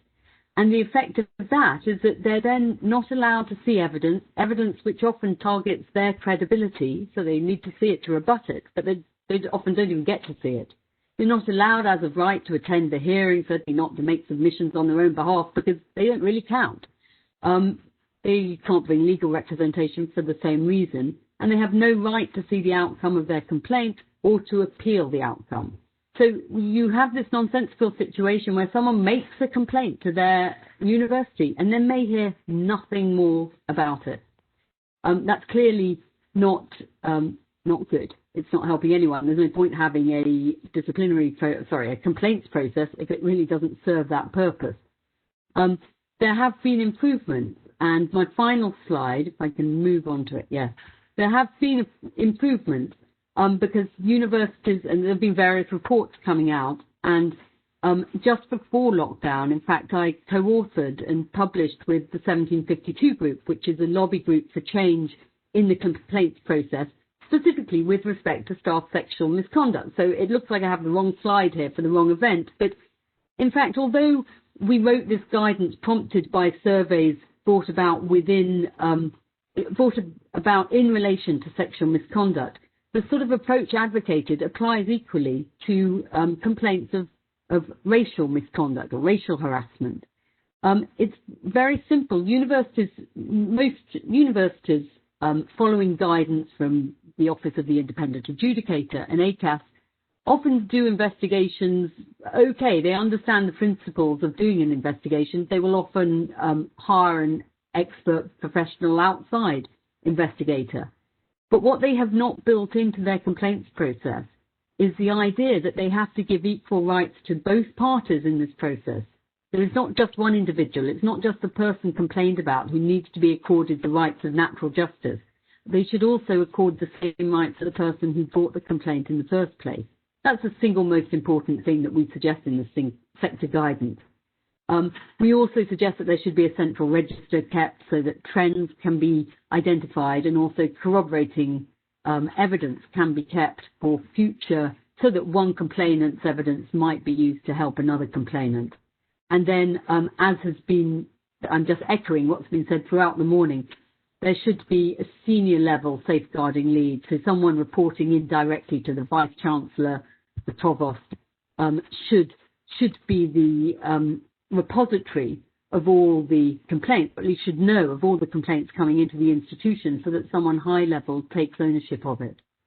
And if that is done, I think that will help improve culture. That certainly it's just one little brick in the whole edifice of trying to change the way people of colour are treated within higher education. But it is would be one step in the right direction.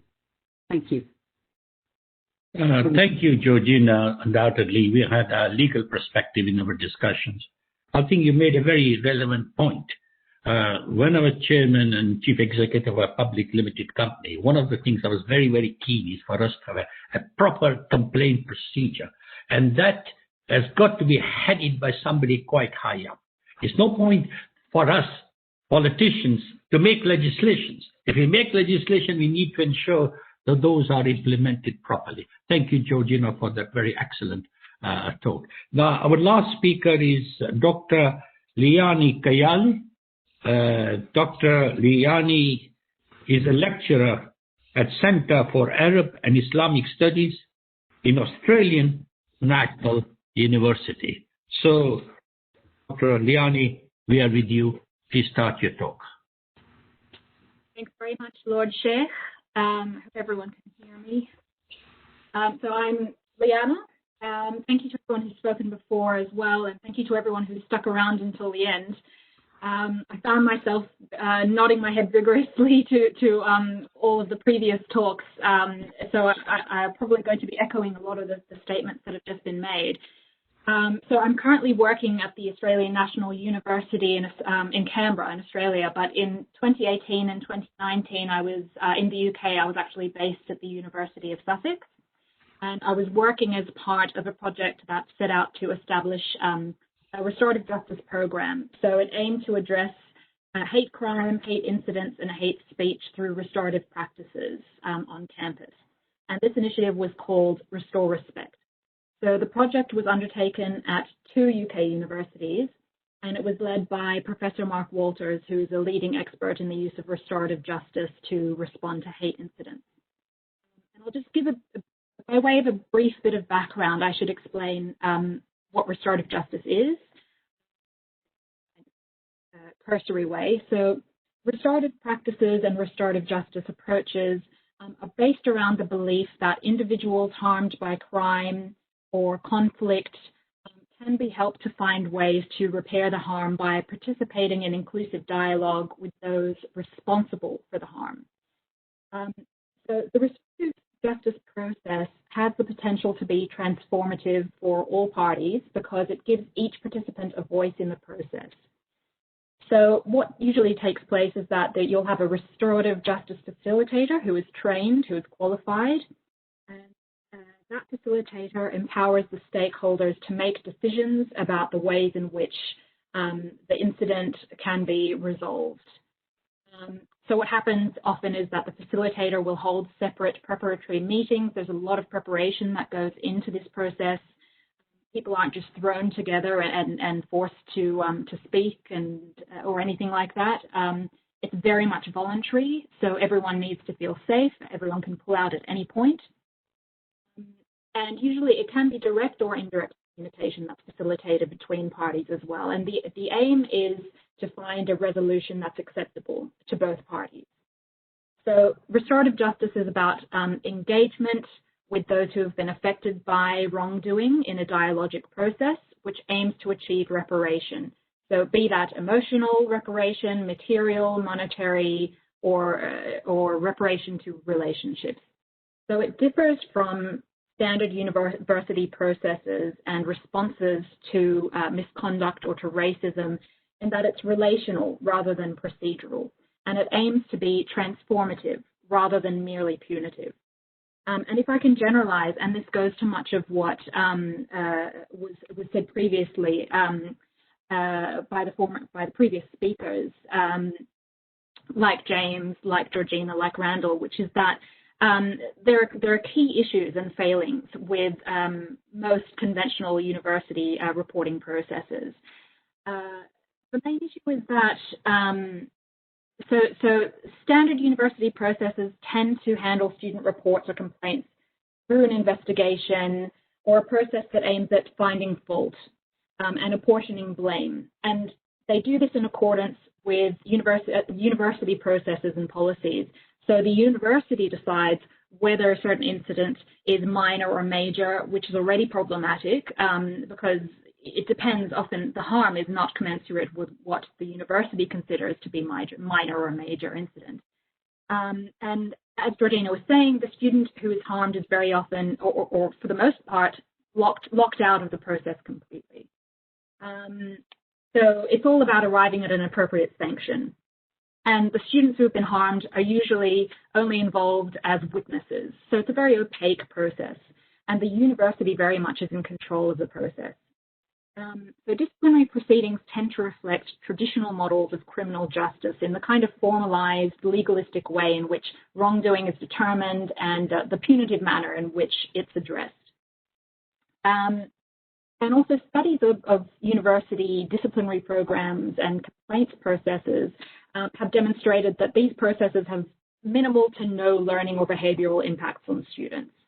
And in fact, one study posited an increase in recidivism as an impact. And also these studies show that, you know, it's all about the behaviors and attitudes of the offending students.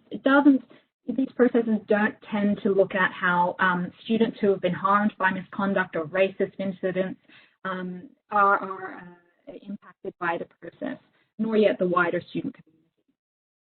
So basically, restorative justice aims to center students' needs and students who have been harmed by incidents.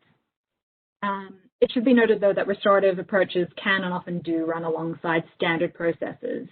So the thing is that research suggests that completed restorative justice processes are more likely to alleviate the emotional traumas caused by crime and hate incidents and antisocial behavior. They're more likely to alleviate traumas than conventional justice processes. And this is because victims or survivors or those impacted play an active role in the resolution of their case because they feel that facilitators and other participants have actually listened to them.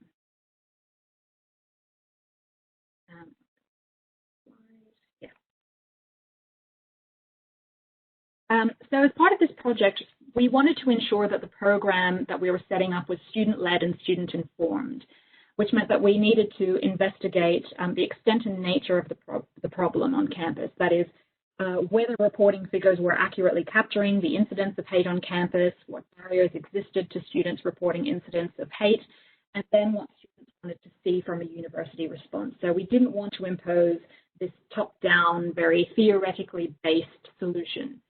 We wanted it to be a collaborative program. So in the research we conducted among students, we found that yes, of course, there's certainly a problem of racial discrimination and racism on university campuses. It's really underreported. For the most part, none of the students we spoke to tended to report the incidents that they experienced to their universities. Commonly, students perceive standard institutional responses as overly bureaucratic, slow, impersonal, and lacking in understanding. And so also a notable view was that university staff members didn't adequately appreciate the full impact of hate incidents, and therefore the reporting process could have the potential to re-victimize. So there were a range of reasons put forward for this generalized reluctance to report. but they can broadly be characterized by a few responses that I'll just run through quickly. So the first was, I don't know where to go. So students simply didn't know what services were available to them, or even that services were available. Secondly, it's not serious enough. A lot of students believed that their issues didn't seem serious enough to be of concern to the university or to be worth taking through these long official procedures. So it seemed to them that you can either do nothing or you can go down these very formal routes, and they wanted something that fit in the middle. It won't be taken seriously, self-explanatory. There's no one among staff or faculty I would trust to understand, and this goes to the issue of a lack of diversity and representation among faculty and staff, which really lowered student confidence in the capacity for staff members to understand student experiences of racism. It's just a checkbox exercise. They don't really care. It's bureaucratic. It's all just in response to training. There's a perceived lack of transparency, which has been covered by previous speakers as well. Dr. Liana, can I ask you please to wrap up, please? Oh gosh, already. Do you mind, please? Okay. Yes, of course. Sorry to butt in. No worries at all. So essentially, what students wanted, if I can be brief and sum it up, was a prompt and empathic response, easy access, greater transparency and procedural simplicity, and most importantly, a recognition of the needs of those who have been harmed and the opportunity to transform behaviours by meaningfully challenging racism and prejudice. Right. I'm sorry, Dr. Leona, I mispronounced. Sorry, I should end it there. Yeah, I should end it there. Everything is pretty self-explanatory, and we can talk about it in the discussion. Very much, sir. Dr. Leona, I'm sorry I mispronounced your name. It is Dr. Leana Kayali. So please. No worries. Sorry to have mispronounced the name. Right. We have come to the end of our speeches. We got a little bit of time left. I haven't got many questions, actually. There's one point raised by Caroline Newman at 11:53. She's saying, is it time to stop using the word minority and refer to ethnically diverse communities? I mean, is it time to first we stop the word minority and use the word ethnically diverse communities? Anybody would like to comment on the point as it's been raised? Georgina, would you like to say something as a lawyer? Yes, I think they refer to slightly different things. In that what we all hope for is an ethnically diverse community. But sometimes it can be useful to talk about people who feel that they're subjected to prejudices and biases which act as barriers to going forward. And so just as a practical matter, it can be useful. I have so many sympathies, and I feel it myself, the constraints of not being able, feeling it can be difficult to speak because of the policing of terminology too strictly. Terminology is really important. You don't want to offend people. It has to move with the times. But we all see how one term is fine in one decade and completely wrong in another decade. And both of those are legitimate positions to take. But in terms of that specific question, I think minority, in terms of the law, it's racial discrimination and harassment is not defined by race, because what is race? That itself is a very problematic term. And so it includes things like nationality and also an ethnic minority, and that is open to interpretation as the person who feels the discrimination and harassment wants to define it. So there's a certain amount of flexibility, and the term minority can just be a useful placeholder until there's, that we can all agree to use or not, or use some other term. James, do you want to come in on this one, James? Sorry, you'll have to excuse me. There's just some building work going on next door. I'm not sure if you can hear me. I can hear you, James. Yes, we can. Yeah. Sorry, would you have an issue with the word minority? I mean, as I said before, I do think that there are points and there are circumstances in which it can be used productively. But I mean, for the most part, especially when talking about incidents, you know, I do think that it's more productive and more constructive actually to not homogenise and to really, I guess, hone in. And I think in one of the previous sessions, you know, a good example was given. If you want to say black, then you know, what are you talking about? Black African or you know, Black Caribbean? There are those nuances which I think are important. Thanks very much. Anybody else wants to come in on this one? Randall or Leanna? Then I think Georgina and James have covered that. I would perhaps just add that conversations about race are awkward, difficult, and complex. So don't beat yourself up too much if you get a term wrong. The most important thing is to have those awkward conversations. I think terminology is important, but it's difficult as to what words to be used. That is the difficulty which I have as well. I certainly, I'm a British citizen. I don't like to be called belong to the minority group. I think we're all British citizens and we ought to be treated equally and fairly. And I think we'd like to stop here. There is a point made by, no, this one. It says here from Leilana, could I ask all the panelists from throughout the day that offer training to send their contact details on to participants somehow? This would be wonderful resources to have access. Thank you. And I think it's up to the organizer really to see what you can be done. Can I ask Ben or Helen, what are you going to do? Is this recorded? Are you going to send a resume? What was discussed to all the participants? How are you going to take this discussion forward? Can I ask either Ben or Helen? Hi there. So this session is being recorded and will be sent around to everyone in attendance today afterwards, with speakers subject to speaker permission. With the slides, sorry, subject to permission. Yep. Is it going to be a full text or are you going to do an executive summary? So it will be as a video MP4 format. So it'll be live like that rather than transcribed. And those participants who want the details of the speakers, can they get them or can they contact you for the details? They get in contact with us. We can try and arrange that. Obviously, we respect not everybody will want to give out their information. That is the point. You've got to have the permission, really, of the speakers, whether they want to be contacted or not, isn't it? But as this point has been raised, I thought I'll raise it now. I think I'd like to bring this session to close.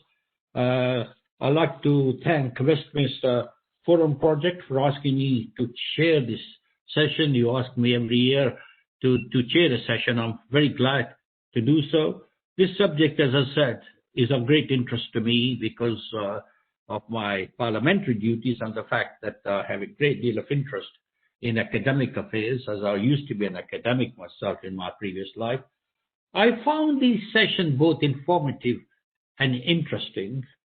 We had very good speakers and the presentation have been lucid and I think they have made their point in a very effective manner. So I'd like to thank them for their participation, for their input, and I hope that we've all learned something. We've enjoyed this session. So thank you very much for your input, for your participation. All right, goodbye. Do you want to say anything, Ben or Helen?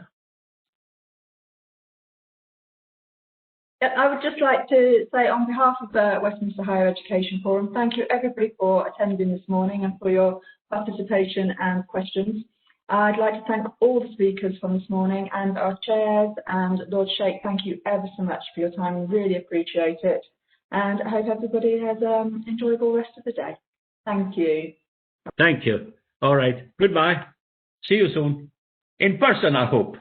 Next time.